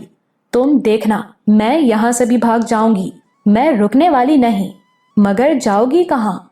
कहीं भी। दुनिया बहुत बड़ी है। नादरा ने नफी में सर हिलाया। नहीं, दुनिया बहुत छोटी है। इससे ज्यादा लुटोगी तुम और कहीं पनाह भी नहीं मिलेगी, ठिकाना भी मुयस्सर नहीं होगा। तुम मुझे पढ़ा रही हो? तुम तो मुझसे छोटी हो, लेकिन बहुत कुछ देख चुकी हूँ। सुनो खानम, हमें दुनिया में कहीं इज्जत नहीं मिल सकती। हम जिस घर में भी जाएंगे वो हमारे लिए कोठा ही बन जाएगा। पामाल होना तो हमारा मुकद्दर है। 100 कोठों पर पामाल होने से बेहतर है कि एक कोठे पर 1000 बार पामाल हो जाएं। ये तुम्हारा नजरिया है, मेरे हलक से नहीं उतरेगा। खानम ने बेपरवाही से कहा, बाहर तुम्हारे हक में हर शख्स शिकारी होगा, देखा जाएगा। आप उन्हें आगा क्यों कहती थीं? अर्जुमंद ने अचानक ही खानम से पूछ लिया। नादरा बुरी तरह चौंकी। अरे गुड़िया, तुम यहाँ क्यों बैठी हो? अर्जुमंद ने कोई जवाब नहीं दिया। बताइए ना, उसने खानम से कहा। आका समझती हो ना? खानम ने उससे पूछा। जी, मालिक को कहते हैं, अर्जुमंद ने कहा। तो फारसी में आका को आगा कहते हैं।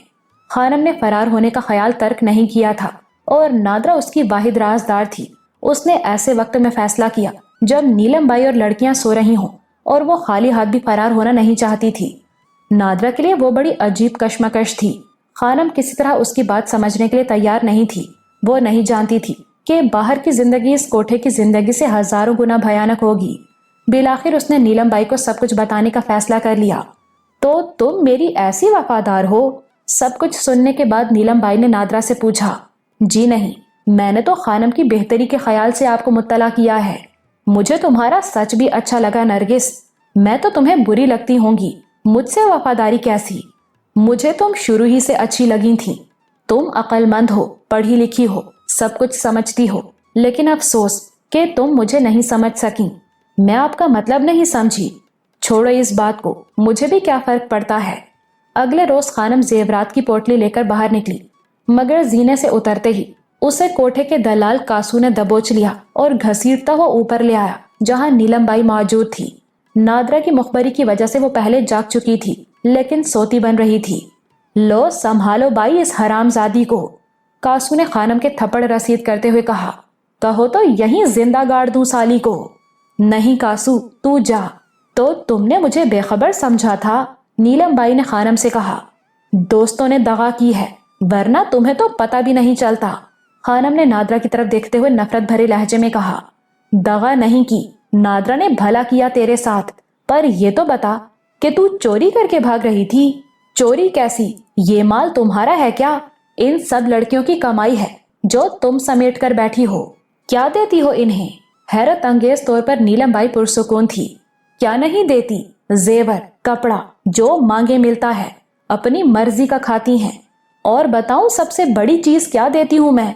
इज्जत तो ना मेरे लिए है, ना तुम में से किसी के लिए। इसके बावजूद मैं थोड़ी सी सही, लेकिन इज्जत भी दिलाती हूँ। एक छत की इज्जत तो है ना तुम्हारे पास, और कोई गाहक मेरी किसी लड़की को जलील नहीं कर सकता, ज्यादती नहीं कर सकता उसके साथ। इसे इज्जत कहती हो तुम? खानम ने हकारत से कहा। हम जिल्लत में गिरे लोगों के लिए इज्जत इतनी भी बहुत है। नीलम बाई के लहजे में ठहराव था। मैं अगर लड़कियों को भागने से रोकती हूँ तो सिर्फ उनके भले के लिए। ये बात सिर्फ नरगिस ने समझी। आज सब लड़कियों के सामने कहती हूँ, जो चाहे यहाँ से चली जाए, मैं नहीं रोकती। पर एक शर्त है, साल 2 साल में इज्जत की जिंदगी ना मिले तो इसी कोठे पर वापस चली आना। वहां सन्नाटा छा गया। नादरा भी हैरान थी। तेरे लिए इस कोठे पर इज्जत नहीं है और बाहर है, तो जा और अपने हिस्से की इज्जत हासिल कर ले। नीलम बाई ने खानम से कहा। और ये जेवरात लेकर जा रही थी ना, जो ओने पोने बेचती और जहमत भी होती तुझे, तो मैं इस जहमत और नुकसान से बचा रही हूँ तुझे। ये ले, 1000 रुपए हैं ये। उसने नोटों की गड्डियां खानम के आगे फेंक दी। जा और देख के बाहर कितनी इज्जत मिलती है तुझे। जिस्म फरोशी तो मजबूरी है हमारी, पेशा है हमारा, और इसकी जिम्मेदार मैं नहीं हूँ। मुझे भी किसी ने यहाँ लाकर बिठाया था, मैं भी तुम जैसी ही थी। उसकी आवाज रुंध गई। मैं भी भागना चाहती थी और भागी भी, पर बाहर जाकर समझ में आया कि जिस्म फरोशी का मतलब है जिस्म बेचना। मगर बाहर लोग मुफ्त में लूट लेते हैं, साथ में ठोकर भी मारते हैं, और दिल भर जाए तो मुफ्त का माल दोस्तों में भी बांटते हैं। ये इज्जत मिलती है, समझी? ये है हमारी इज्जत। और मेरे कोठे पर कोई मेरी किसी लड़की से बदतहजीबी भी करे तो मैं उसे पिटवाती भी हूँ और उठवाकर नीचे फेंकवा भी देती हूँ, और जरूरत पड़े तो थाने में बंद भी करवा देती हूँ।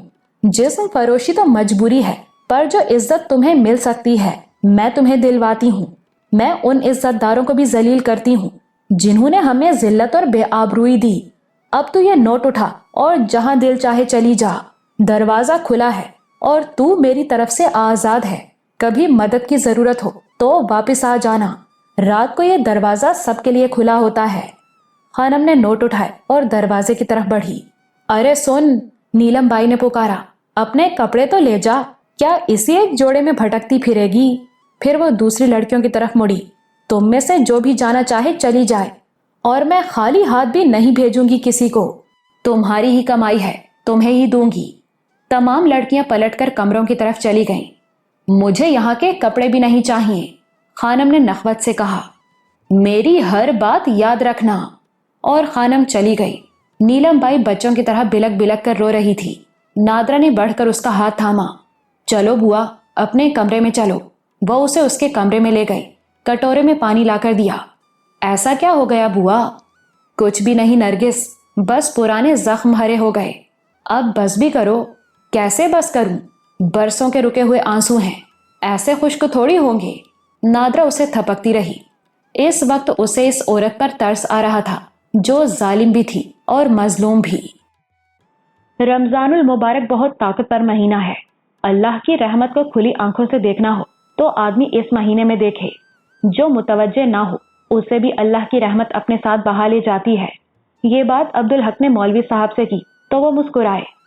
अब्दुल हक पुत्र, अल्लाह की हर रहमत बड़ी होती है। बंदा नहीं जान सकता कि कौन सी रहमत कितनी बड़ी है, पर बंदे की फितरत है, वो कियास तो करता है। मैं भी करता हूँ, तो मेरी समझ में आता है कि अल्लाह ने सबसे बड़ी रहमत ये फरमाई कि इंसानों को हिदायत के लिए पैगंबर माबूस फरमाए। और अल्लाह सब कुछ जानता है। वो उसने सूरह मुल्क में फरमाया है ना कि जिसने पैदा किया वो ही ना जाने। वो जानता है कि कौन बदबख्ती पर अड़ा रहेगा। वो जानता था कि बदबख्ती पर अड़े रहने वाले उसके पैगंबरों को झुटलाएंगे। वो जानता था कि ईमान नहीं लाने वाले किसी तौर पर ईमान नहीं लाएंगे, ख्वाह कुछ भी हो जाए। मगर रहमत का तकाजा था कि उन पर इत्माम हुज्जत किया जाए। पैगंबरों को तो अल्लाह के कानून के मुताबिक रुखसत हो जाना था। अब कोई कयामत के दिन अपनी सफाई में कहे कि मेरे रब, मैं तो तेरे पैगंबर के विसाल के बाद पैदा हुआ था, یا کوئی کہے کہ پیغمبر کی فلاں بات مجھے بھول گئی تھی، تو اس حجت کے سلسلے کو تمام کرنے کے لیے اللہ نے صحیفے نازل فرمائے، اپنے پیغمبروں کو سند اور اپنے بندوں کو تحریری ہدایت سے نوازا۔ بدبختوں نے ان کتابوں میں بھی ترمیم اور تحریف کر ڈالی، مفاد کے خلاف جو بات ہوئی اسے چھپا لیا یا حذف ہی کر دیا، اور اپنے مطلب کی کوئی بات اس میں نہ پائی تو اسے شامل کر دیا۔ اتمام حجت کا وہ سلسلہ عہد با عہد تھا، اصل اتمام حجت تو بعد میں ہونا تھا۔ قیامت تک کے لیے تو اللہ نے محمد صلی اللہ علیہ وآلہ وسلم کو معبوس فرما کر نبوت کا سلسلہ ختم کر دیا، دین مکمل فرما دیا، شریعت مکمل فرما دی، اور اپنی آخری کتاب حتمی سند جاری کر کے ہمیشہ کے لیے حجت تمام کر دی۔ اور قرآن کے معاملے میں اللہ نے صرف نزول نہیں فرمایا، آخری کتاب تھی، قیامت تک کے لیے تھی، اس لیے اس کی حفاظت کا وعدہ بھی فرمایا، اور اسے جھٹلانے والوں کو جھوٹا ثابت کرنے کے لیے انہیں ایسا واضح چیلنج بھی کر دیا جس پر پورا نہ اترنے کے بعد انکار کرنے والے کے لیے انکار کی گنجائش نہیں رہتی۔ وہ چیلنج تھا کہ اگر یہ اللہ کا کلام نہیں بشری کلام ہے تو تم بھی بشر ہو، اس کلام کے جیسی ایک صورت بنا کر لے آؤ، چلو ایک آیت ہی بنا کر لے آؤ۔ اور تاریخ گواہ ہے کہ اس دور میں بڑے بڑے اہل زبان اور قادر الکلام شاعر تھے، لیکن کوئی اس بے مثل کلام کی مثال نہیں لا سکا۔ اللہ کا چیلنج سچا ہے، قیامت تک کوئی نہیں قبول کر سکے گا۔ عبدالحق بیٹھا سنتا رہا، اس کی سمجھ میں نہیں آ رہا تھا کہ بات کہاں سے کہاں چلی گئی، لیکن وہ جانتا تھا کہ مولوی صاحب بات کرتے ہوئے بہکتے نہیں، اس لیے وہ تحمل سے سن رہا تھا۔ تو پتر، میرے خیال میں قرآن اللہ کی سب سے بڑی رحمتوں میں سے ہے، اور یہ قیامت تک انسان کے ساتھ رہے گی۔ یہ معجزہ ہے۔ تاریخ کو دیکھو، بغداد کی تباہی ہوئی، کتب خانے جلا دیے گئے، کتنے ہی علوم ناپید ہو گئے، لیکن چاہے دنیا بھر کے کتب خانے جلا دیے جائیں، اللہ کا وعدہ ہے کہ قرآن موجود رہے گا۔ کیسے؟ دنیا میں لاکھوں حفاظ موجود ہیں تو قرآن بھی محفوظ ہے۔ درست ہے مولوی صاحب، لیکن رمضان… وہی بتا رہا ہوں پتر، صحیفے اللہ کی بڑی رحمتوں میں سے ہیں۔ تاریخ ابن کثیر میں عبداللہ بن صالح اور معاویہ بن صالح کے حوالے سے روایت ہے کہ توریت حضرت موسیٰ علیہ السلام پر ماہ رمضان المبارک کی 6 راتیں گزارنے کے بعد نازل ہوئی۔ زبور حضرت داؤد علیہ السلام پر رمضان المبارک کی 12 راتیں گزرنے کے بعد نازل ہوئی۔ انجیل حضرت عیسیٰ بن مریم علیہ السلام پر ماہ رمضان کی مبارک کی 18 راتیں گزرنے کے بعد نازل ہوئی، اور قرآن حضرت محمد صلی اللہ علیہ وآلہ وسلم پر ماہ رمضان المبارک کی 24 راتیں گزرنے کے بعد نازل ہوا۔ تو پتر، یہ اللہ کی رحمت کا خاص مہینہ ہے نا۔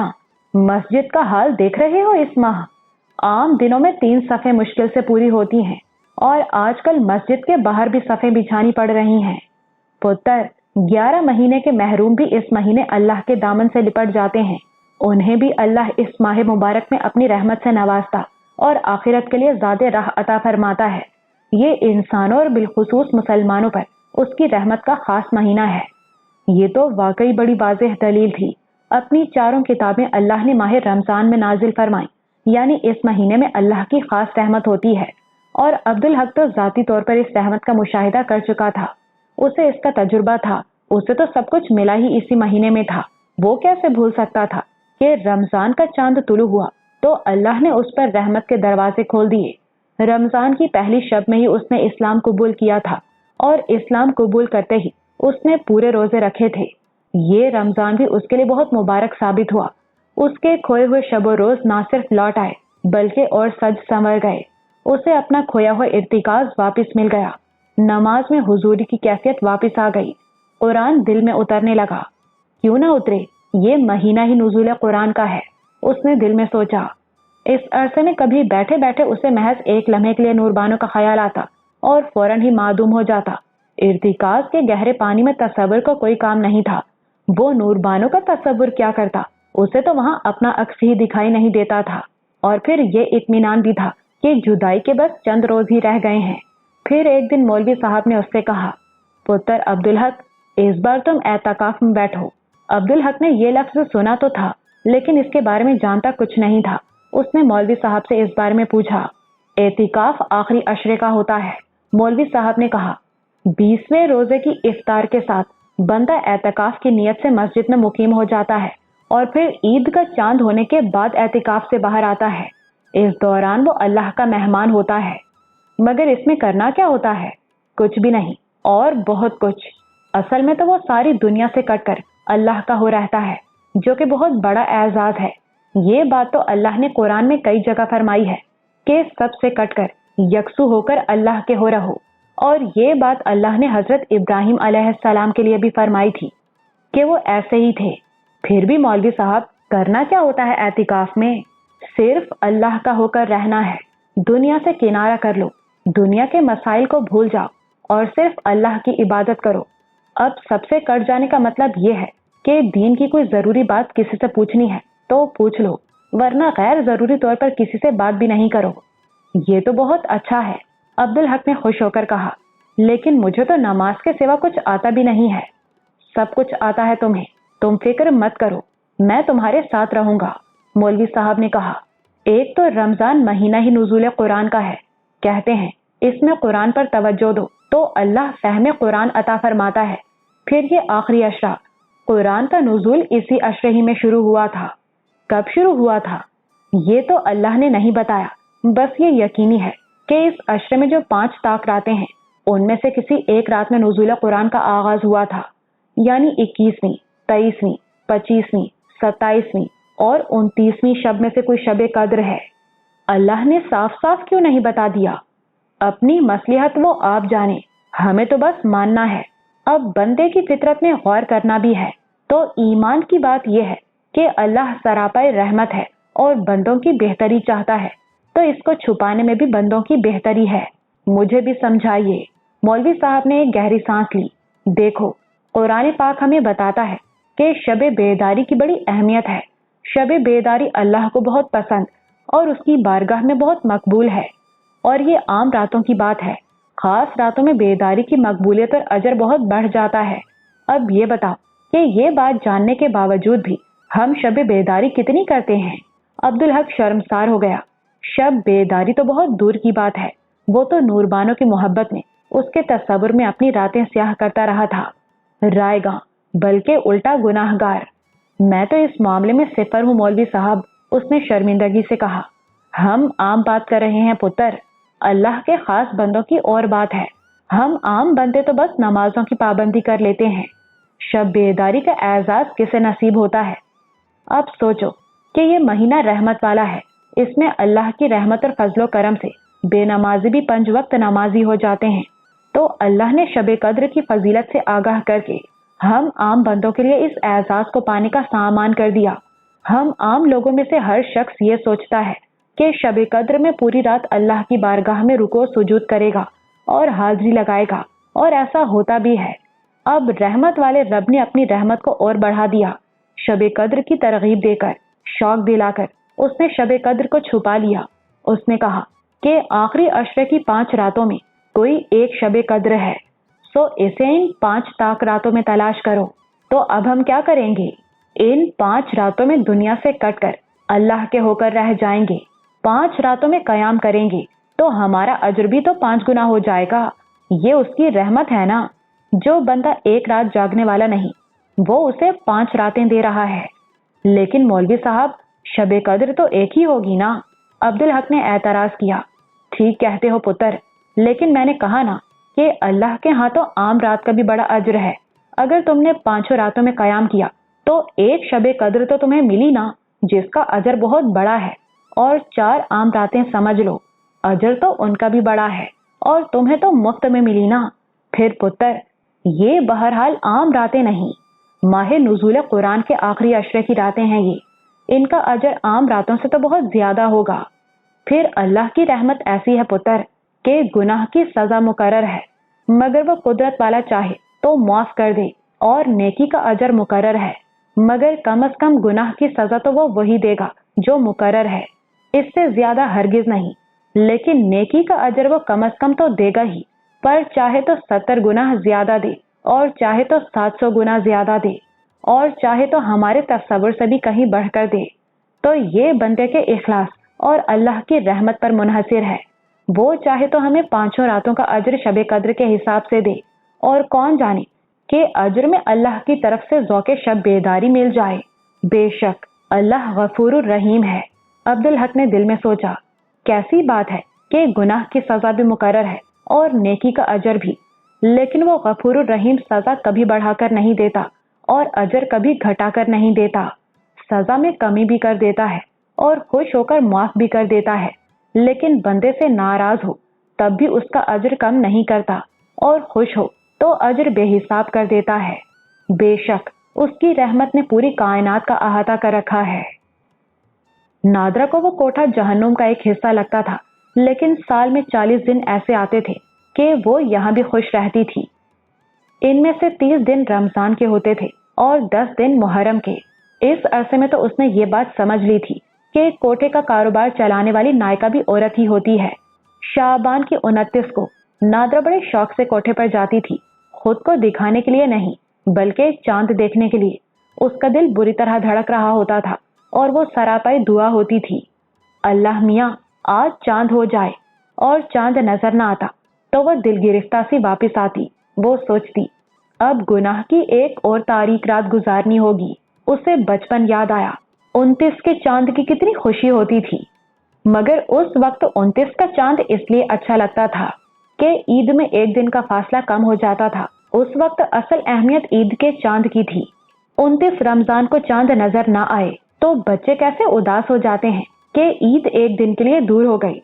تو جب کوٹھے پر وہ پہلی بار چاند دیکھنے کے لیے گئی تو اس کی وہی کیفیت تھی، بچوں والی۔ لیکن جب اس نے کوٹھے پر 1 سال سے زیادہ وقت گزار لیا تو وہ بالکل بدل گئی۔ چاند دیکھنے کے لیے تو وہ اب بھی جاتی تھی، لیکن 29 کا چاند اب اسے برا لگتا تھا، اور اس کی بہت معقول وجہ بھی تھی۔ 29 شعبان کو وہ کوٹھے پر جاتی تو باہر بازار کی وہی روز والی کیفیت ہوتی تھی، وہی چہل پہل جس سے اسے نفرت تھی۔ پان، دودھ اور شربت کی دکانوں پر وہی ہجوم، وہی اٹھتی ہوئی، کپڑوں کے آر پار جاتی اور جسم کو چھیدتی ہوئی نظریں۔ اس کا دل ایسا گھبراتا کہ جی چاہتا پلٹ کر بھاگ جائے، لیکن چاند کی دید کی اپنی اہمیت ہے، اس کی قیمت کتنی ہی ہو ادا کی جا سکتی ہے۔ پھر چند لمحوں میں وہ باہر کا سب کچھ بھول جاتی۔ اس کی نگاہیں چاند کی تلاشی میں افق کو ٹٹولنے لگتی۔ دل کی دھڑکنوں میں بس یہ دعا ہوتی کہ آج چاند ہو جائے۔ قانون قدرت ہے کہ 29 کا چاند آسمان پر زیادہ دیر نہیں رہتا۔ اسے پتا چل جاتا کہ چاند نہیں ہوا اور اب وہ ہوگا بھی نہیں، پھر بھی وہ کسی معجزے کی امید میں افق کو تکتی رہتی، یہاں تک کہ اندر سے کسی گاہک کا بلاوا آ جاتا اور وہ رات اس کی زندگی کی سب سے اذیت دہ رات بن جاتی۔ کہتے ہیں دنیا کے بیشتر لوگ چاند کے معاملے میں عمر بھر بچے ہی رہتے ہیں، کبھی بڑے نہیں ہوتے، لیکن وہ اپنے بارے میں سوچتی کہ وقت نے کس طرح اسے بڑا بنا دیا ہے۔ اس کے رویے صرف 1 سال کے عرصے میں بالکل الٹ گئے ہیں۔ رمضان کا چاند 29 شعبان کو دیکھنے کے لیے وہ ڈرتے ڈرتے کوٹھے پر جاتی، لیکن 30 کا چاند ہوتا تو وہ مغرب کی نماز میں ہوتی، مگر اس کا دل کوٹھے پر ہوتا۔ وہ بے تابی سے نماز پڑھتی کہ جلدی سے جائے اور چاند دیکھے۔ وجہ یہ تھی کہ 30 کا چاند حتمی ہوتا ہے۔ کوٹھے پر جا کر دیکھو تو لگتا ہے کہ دنیا پرسکون ہو گئی ہے، ہر طرف سناٹا ہوتا، سب دکانیں بند ہوتی، تماش بینوں کا وجود بھی نہیں ہوتا۔ وہ چاند دیکھ کر بڑے سکون سے دعا مانگتی اور دیر تک وہاں بیٹھی رہتی، اور 29 رمضان کو پورے دن اس پر ہول طاری رہتا، یا اللہ کہیں چاند نہ ہو جائے۔ اس روز اس میں اتنی ہمت نہ ہوتی کہ جا کر چاند دیکھے، بلکہ عید کا چاند تو وہ دیکھنا ہی نہیں چاہتی تھی۔ اپنے حصے کے عید کے چاند تمام کے تمام وہ پہلے ہی دیکھ چکی تھی۔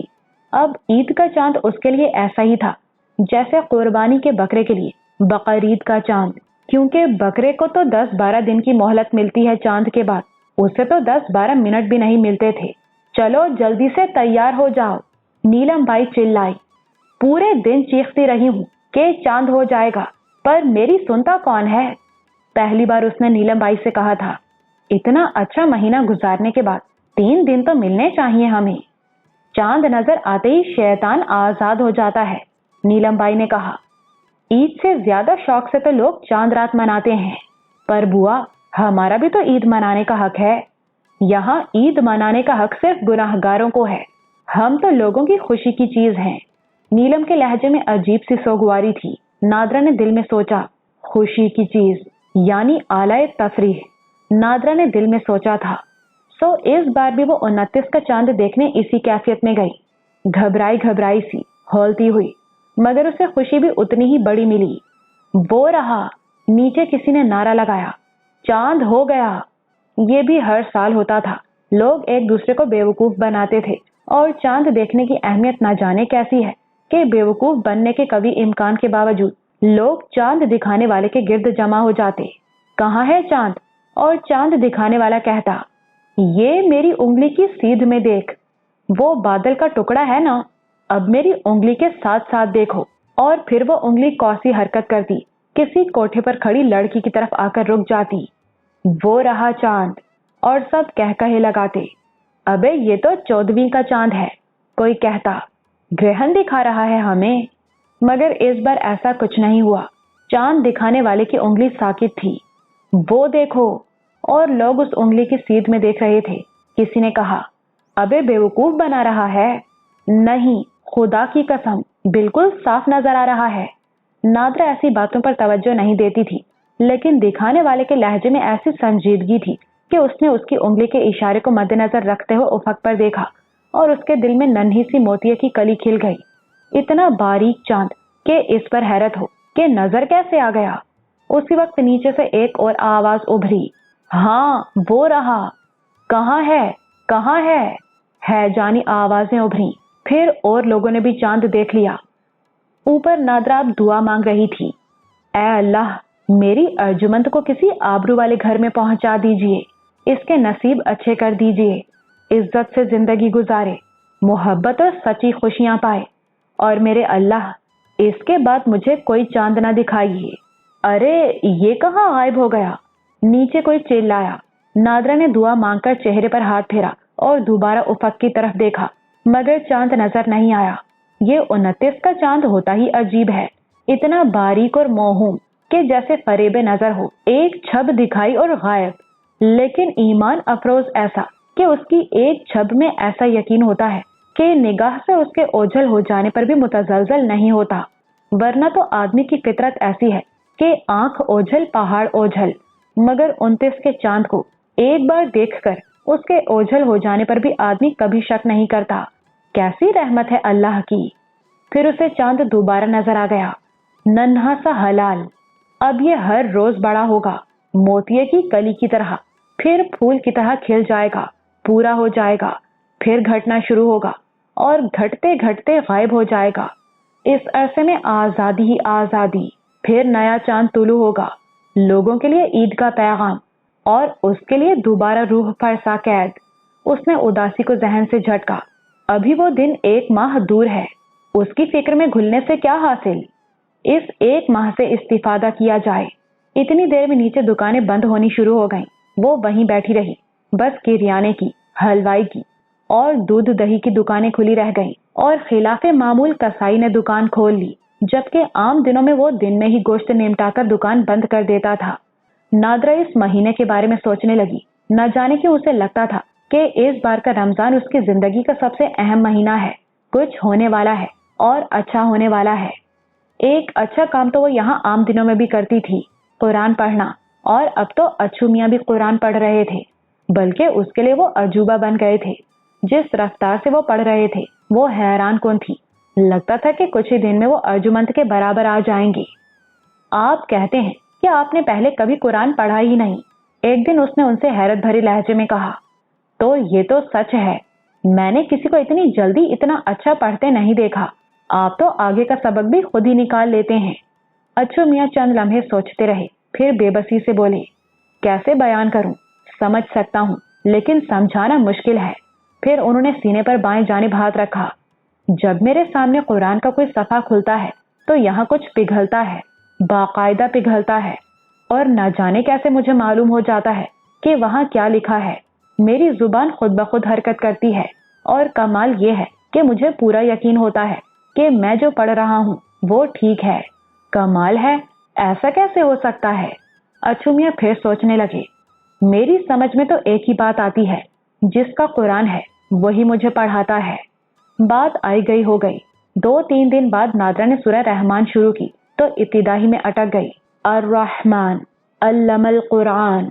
खुद ब खुद उसकी नजर तर्जुमे पर गई। اللہ نے جو بہت مہربان ہے قرآن سکھایا۔ خوف اور ہیبت سے اس کے جسم کا رواں رواں کھڑا ہو گیا۔ واقعی وہ اچھو میاں کو قرآن پڑھا رہا ہے۔ اس نے آگے پڑھا، خلق الانسان علم البیان، پیدا فرمایا انسان کو، سکھایا اسے بولنا۔ اس پر لرزہ چڑھ گیا۔ ارے یہ تو ہم کبھی سوچتے ہی نہیں، اگر ہمیں بولنا نہ آتا تو کیا ہوتا؟ ایک وقت تھا کہ انسان کو بولنا نہیں آتا تھا، تب وہ اشاروں کی زبان میں باتیں کرتا تھا، یعنی اسے لفظوں کا پتہ ہی نہیں تھا۔ ایسے میں نہ وہ پڑھ سکتا تھا نہ سمجھ سکتا تھا۔ اللہ نے کتنی نعمت عطا فرمائی، رحمت فرمائی انسان پر، کیسی آسانی عطا فرمائی۔ ہم تو اس پر شکر بھی ادا نہیں کرتے، جیسے یہ کوئی خاص بات ہی نہ ہو۔ اس سے کچھ آگے بھی تو سوچ۔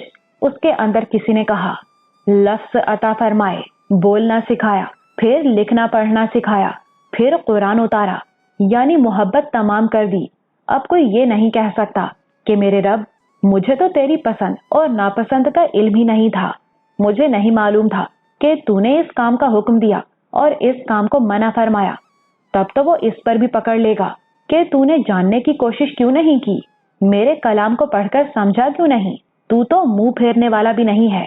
نادرا نے فیصلہ کیا کہ اب وہ قرآن کو صرف پڑھے گی نہیں، سمجھنے کی کوشش بھی کرے گی۔ مہلت تو اسے مل گئی ہے 1 ماہ کی۔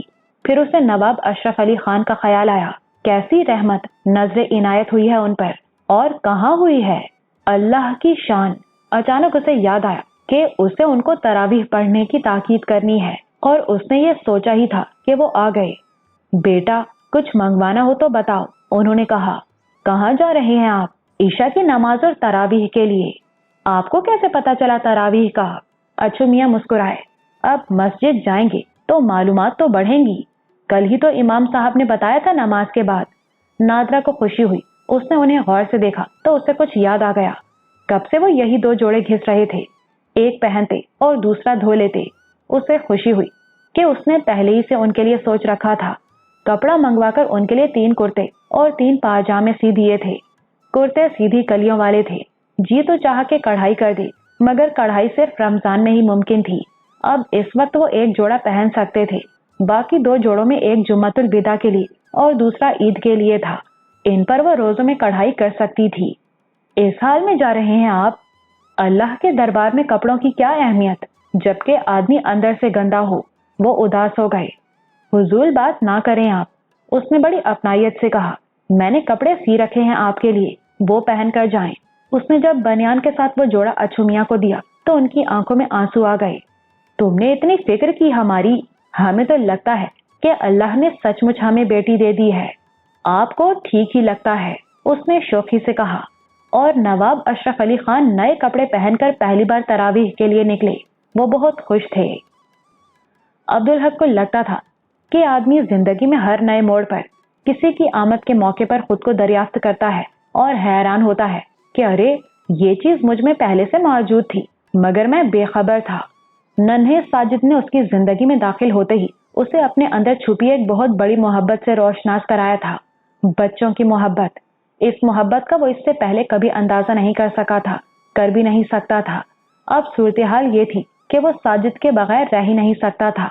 بڑھتے ہوئے بچے کا مشاہدہ بھی اس کے لیے عجیب تجربہ تھا۔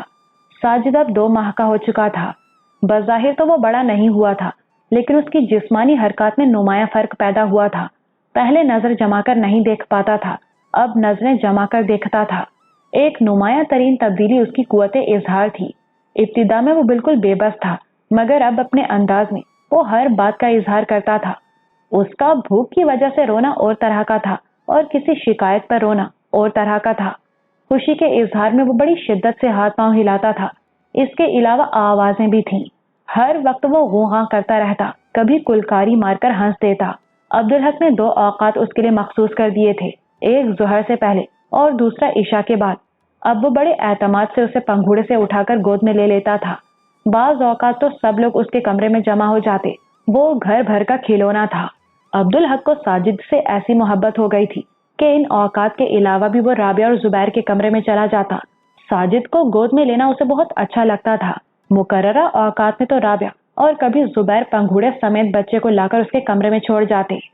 پھر ایک دن ساجد نے پہلی بار عبدالحق کی گود میں پیشاب کر دیا۔ اس وقت سب لوگ وہاں موجود تھے۔ رابعہ کا تو شرمندگی اور غصے سے برا حال ہو گیا۔ اس نے بچے کو ڈانٹنا شروع کر دیا۔ بچہ ٹکر ٹکر اسے دیکھتا رہا۔ پاگل ہو گئی ہے رابعہ، حمیدہ نے اسے ڈانٹا۔ ننھا سا بچہ ہے، وہ کیا سمجھے گا تیری بات؟ اور عبدالحق نے کہا، کوئی بات نہیں آپا، میں نماز سے پہلے غسل کر لوں گا، یہ تو اور فائدہ ہے۔ ارے واہ، تو کیا ہر نماز سے پہلے غسل کریں گے؟ رابعہ بولی اور دوبارہ بچے کو ڈانٹنے لگی۔ ساجد، صاحب پر پیشاب کر دیا تو نے، آئندہ کیا تو مار لگاؤں گی۔ حمیدہ نے پھر اسے ٹوکا۔ یہ کیا بے وقوفی ہے رابعہ؟ نہیں اماں، ابھی ڈانٹیں گے تو سمجھنے لگے گا، اسے پتا ہونا چاہیے کہ صاحب کون ہے۔ لیکن ننھا بچہ ابھی کچھ نہیں سمجھتا تھا۔ وہ بار بار عبدالحق کی گود میں پیشاب کرتا۔ عبدالحق دن میں کئی بار غسل کرنے لگا۔ ایک دن حمیدہ نے کہا، یہ عبدالحق کتنا پیار کرتا ہے بچوں سے، اپنے بچے ہوں گے تو کیا حال ہوگا اس کا؟ عبدالحق نے دیکھا کہ ننھے بچے کے اپنے معمولات تھے۔ رابعہ 12 بجے بچے کو اس کے کمرے میں چھوڑ جاتی، پھر وقتاً فوقتاً آ کر اسے دیکھتی رہتی۔ بچہ اس دوران عبدالحق کی توتلی آواز کی باتیں سنتے ہوئے اسے تکتا، ہاتھ پاؤں چلاتا، جوابی غوغا کرتا۔ 1 بجے کے قریب وہ تیزی سے ہاتھ پاؤں چلاتا، پھر رونے لگتا۔ اسے چپ کرانے کی ہر کوشش ناکام ہو جاتی۔ ایک دن اتفاق سے عبدالحق نے بہلانے کے لیے اسے گود میں لیا تو بھید کھلا کہ وہ اس کی گود میں آنے کے لیے رو رہا ہے۔ اس نے بچے کو کندھے سے لگایا اور ٹہلنے لگا۔ مشکل سے 5 منٹ ہوئے ہوں گے کہ اسے احساس ہوا کہ بچہ سو گیا ہے۔ پھر رات عشاء کے بعد بھی یہی ہوا۔ اب میں بچے کے اشاروں کی زبان سمجھنے لگا ہوں، عبدالحق نے خوشی سے سوچا۔ پھر اس پر ایک اور انکشاف ہوا۔ بچے کے اندر کوئی گھڑی نصب تھی، اس کا وقت کا حساب پکا تھا۔ اس کا پتہ ایسے چلا کہ بڑھتے ہوئے دن کی وجہ سے نمازوں کے اوقات بھی تبدیل ہو رہے تھے۔ عشاء کی نماز 15 منٹ آگے چلی گئی۔ اس دن وہ نماز پڑھ کر آیا تو اپنے کمرے کی طرف سے اسے ساجد کے رونے کی آواز سنائی دی۔ اسے حیرت ہوئی کیونکہ رابعہ اس کے آنے کے بعد ساجد کو سلاتی تھی۔ وہ کمرے میں بچے کے پاس گیا، اس پر نظر پڑتے ہی ساجد خاموش ہو گیا اور خوشی سے ہاتھ پاؤں چلانے لگا۔ میرے آنے سے پہلے اسے کیوں لے آئی آپا؟ اس نے رابعہ سے کہا۔ پتہ نہیں صاحب، یہ اچانک رونے لگا، کسی طرح چپ نہیں ہوا۔ میں یہاں کمرے میں لائی تو یہاں آتے ہی چپ ہو گیا، پھر ادھر ادھر دیکھا، شاید آپ کو ڈھونڈ رہا تھا، آپ نظر نہیں آئے تو دوبارہ رونے لگا، ابھی آپ کو دیکھتے ہی چپ ہو گیا۔ پھر روز یہی ہونے لگا اور ایک دن عبدالحق کی سمجھ میں آ گیا۔ بچہ تو اپنے مقررہ وقت پر اس کے پاس آنے کو مچلتا تھا، لیکن نماز کا وقت آگے ہو جانے کی وجہ سے وہ خود نماز میں ہوتا تھا۔ ایک دن سب اس کے کمرے میں جمع تھے۔ اس نے حمیدہ سے کہا، اماں، یہ ہم لوگوں کو پہچاننا کب شروع کرے گا؟ اب تو پہچاننے لگا ہوگا، حمیدہ نے کہا۔ بچہ سب سے پہلے ماں کو اور پھر باپ کو پہچانتا ہے۔ نہیں اماں، میرے بیٹے نے سب سے پہلے صاحب کو پہچانا ہے۔ کیوں بھائی؟ میری اور رابعہ کی وفاداری اور محبت بھی تو اسے ملی ہوگی۔ حمیدہ نے کچھ نہیں کہا، لیکن اس کے چہرے سے صاف پتہ چل رہا تھا کہ محض دل آزاری سے بچنے کے لیے اس نے اختلاف نہیں کیا۔ لیکن رمضان کی پہلی ہی رات زبیر کی بات سچ ثابت ہو گئی۔ نماز کے بدلتے ہوئے اوقات سے تو ننھے ساجد نے خودکار مطابقت پیدا کر لی تھی، لیکن تراویح کی وجہ سے گھنٹے سوا گھنٹے کا فرق پڑ گیا تھا، جو اس کے لیے بہت بڑا تھا۔ اس کا تو سونے کا وقت بھی نکل گیا اور عبدالحق واپس نہیں آیا۔ عبدالحق کو گھر میں گھستے ہی احساس ہو گیا، وہاں عجیب سا سناٹا تھا، جبکہ اسے ڈر تھا کہ ساجد رو رہا ہوگا۔ کمرے میں سب لوگ موجود تھے، مگر عبدالحق کی نظر ساجد پر پڑی، جو ٹکٹکی باندھے دروازے کی طرف دیکھ رہا تھا۔ اس کی نظریں ملی اور عبدالحق نے بہت کچھ سمجھ لیا۔ ساجد کی آنکھوں میں نیند اور نقاہت تھی، صاف پتہ چل رہا تھا کہ وہ زبردستی جاگ رہا ہے، ضد میں۔ پھر عبدالحق سے نظریں ملی تو اس کی آنکھوں میں چمک سی ابھری اور فوراً ہی معدوم ہو گئی۔ عبدالحق تیزی سے اس کی طرف بڑھا۔ ساجد مخصوص انداز میں ہاتھ پاؤں چلانے لگا۔ عبدالحق نے جلدی سے اسے گود میں اٹھا کر کندھے سے لگایا۔ یہ رویا تو نہیں؟ اس نے رابعہ سے پوچھا۔ رابعہ سے بولا ہی نہیں گیا، وہ بہت پریشان لگ رہی تھی۔ اس نے رو رو کر گھر سر پر اٹھا لیا تھا بھائی، زرینہ نے کہا۔ چپ تو اس وقت ہوا جب رونے کی طاقت ہی نہیں رہی اس میں۔ مجھے تیرا رونا یاد آ گیا پتر، جب تو میرے دودھ کی ضد میں رو رہا تھا اور پھر نڈھال ہو گیا تھا، رونے کی طاقت بھی نہیں رہی تھی، حمیدہ نے کہا۔ اس کی آنکھوں میں آنسو تھے۔ آج میں زبیر کی بات مان گئی، یہ ساجد سب سے زیادہ تجھے پہچانتا ہے، سب سے زیادہ تجھ سے محبت کرتا ہے۔ میں اس سے معذرت کر لوں، ये कहकर अब्दुल हक ने साजिद को कंधे से हटाकर हाथों पर लिया और उसके चेहरे को देखा, लेकिन नींद से लड़ने वाला बच्चा शायद उसके कंधे से लगते ही सो गया था। नन्हे साजिद को अपनी नींद और अब्दुल हक के इस नए निजामुल औकात के दरमियान मुताबिकत पैदा करने में 2 हफ्ते लगे, मगर फौरन ही अब्दुल हक के सामने एक और सवाल सर उठाकर खड़ा हो गया। वो एतिकाफ में बैठेगा तो साजिद का क्या होगा? हाँ पुत्र, ये तो है, हमीदा ने ठंडी सांस लेकर कहा। नूरबानो पहले ही से ये सोचकर होल रही थी कि 10 दिन के लिए अब्दुल हक की दीद से महरूम हो जाएगी। कई बार उसने सोचा कि चुपके से अब्दुल हक को मना कर दे, लेकिन हिम्मत नहीं हुई थी। मगर अब उसे सख्त गुस्सा आया और सुबकी का एहसास भी हुआ कि अब्दुल हक ने उसकी तो कोई परवाह नहीं की और बच्चे के लिए फिक्रमंद हो रहा है। इस बच्चे से उसे वैसे भी चिढ़ हो गई थी। जुबैर और राबिया यूं सर झुकाए बैठे थे जैसे उनके बच्चे से कोई खता हो गई हो। मैं सोचता हूँ कि इस साल एतकाफ में ना बैठूं, अब्दुल हक ने पुरख्याल लहजे में कहा। अगले साल बैठ जाऊंगा, नूरबानो की बर्दाश्त जवाब दे गई। कमाल करते हैं आप, इतनी सी बात के लिए एतिकाफ छोड़ देंगे? देखो ना, छोटा सा बच्चा है लेकिन अपने मुकर्ररा वक्त को जानता पहचानता है। इसमें चंद मिनट की देर हो जाए तो तड़प कर रोता है, तकलीफ उठाता है। 10 दिन मेरी सूरत नहीं देखेगा तो न जाने क्या हाल होगा इसका। जुबैर और राबिया के चेहरे पर खिसियाहट थी और हमीदा के चेहरे पर गुस्सा, लेकिन नूरबानो को उस वक्त कुछ सुझाई नहीं दे रहा था। कुछ भी नहीं होगा इसे, उसने बेपरवाही से कहा। नन्हा सा बच्चा है, उल्टा इसे फायदा ही होगा, बिगड़ी हुई आदतें ठीक हो जाएंगी। ये कहते हुए उसके लहजे में सफाकी आ गई। नूरबानो, हमीदा ने तंबीही लहजे में उसे पुकारा। उसकी निगाहों में तंबीह थी। ठीक ही कह रही हूँ अम्मा, इतना छोटा सा बच्चा कुछ समझता तो नहीं है ना? बच्चे सब कुछ समझते हैं, बस जाहिर नहीं कर सकते, बोलते नहीं है ना, पर इशारों में, जिस्म की हरकत से सब कुछ बता देते हैं। अब्दुल हक दम बखुद बैठा था। उसे हमीदा की उस रोज की बात याद आई, बल्कि समझ में भी आ गई और उसे शौक लगा। क्या कोई इतने छोटे से बच्चे से भी रकाबत महसूस कर सकता है? एक लम्हे को उसे ये बात बहुत संगीन लगी, लेकिन फिर अगले ही लम्हे उसने सोचा, शादी के बाद सब ठीक हो जाएगा। वहां संगीन खामोशी छा गई थी। फिर उसे राबिया ने तोड़ा। नूर बीबी ठीक कह रही हैं, साजिद छोटा सा बच्चा है, बच्चे जिद करते हैं तो उन्हें बहला लिया जाता है। हमें बहलाना भी तो सीखना चाहिए और बच्चे की आदतें वैसे भी बिगाड़नी नहीं चाहिए। अब्दुल हक को एहसास हुआ कि राबिया को नूरबानो की बच्चे के बिगाड़ वाली बात से तकलीफ हुई है। अब वो वफादार लोग थे, मालिक के हुक्म पर उफ भी न करने वाले, शिकायत क्या करते? लेकिन अब राबिया माँ भी थी, शायद इस वजह से उसके लहजे में शिकायत दर आई थी। आप एतिकाफ में जरूर बैठें साहब, जुबैर ने आजिजी से कहा। इसमें तो हम सबकी भलाई है। अब्दुल हक को उन दोनों पर बहुत प्यार आया। उन्होंने उसका रास्ता आसान कर दिया था। नूरबानो की मुदाखलत के साथ ही उसे एहसास हो गया था कि वो नूरबानो की बात नहीं टाल सकता था। वो तो उसी वक्त एतिकाफ में बैठने का फैसला कर चुका था।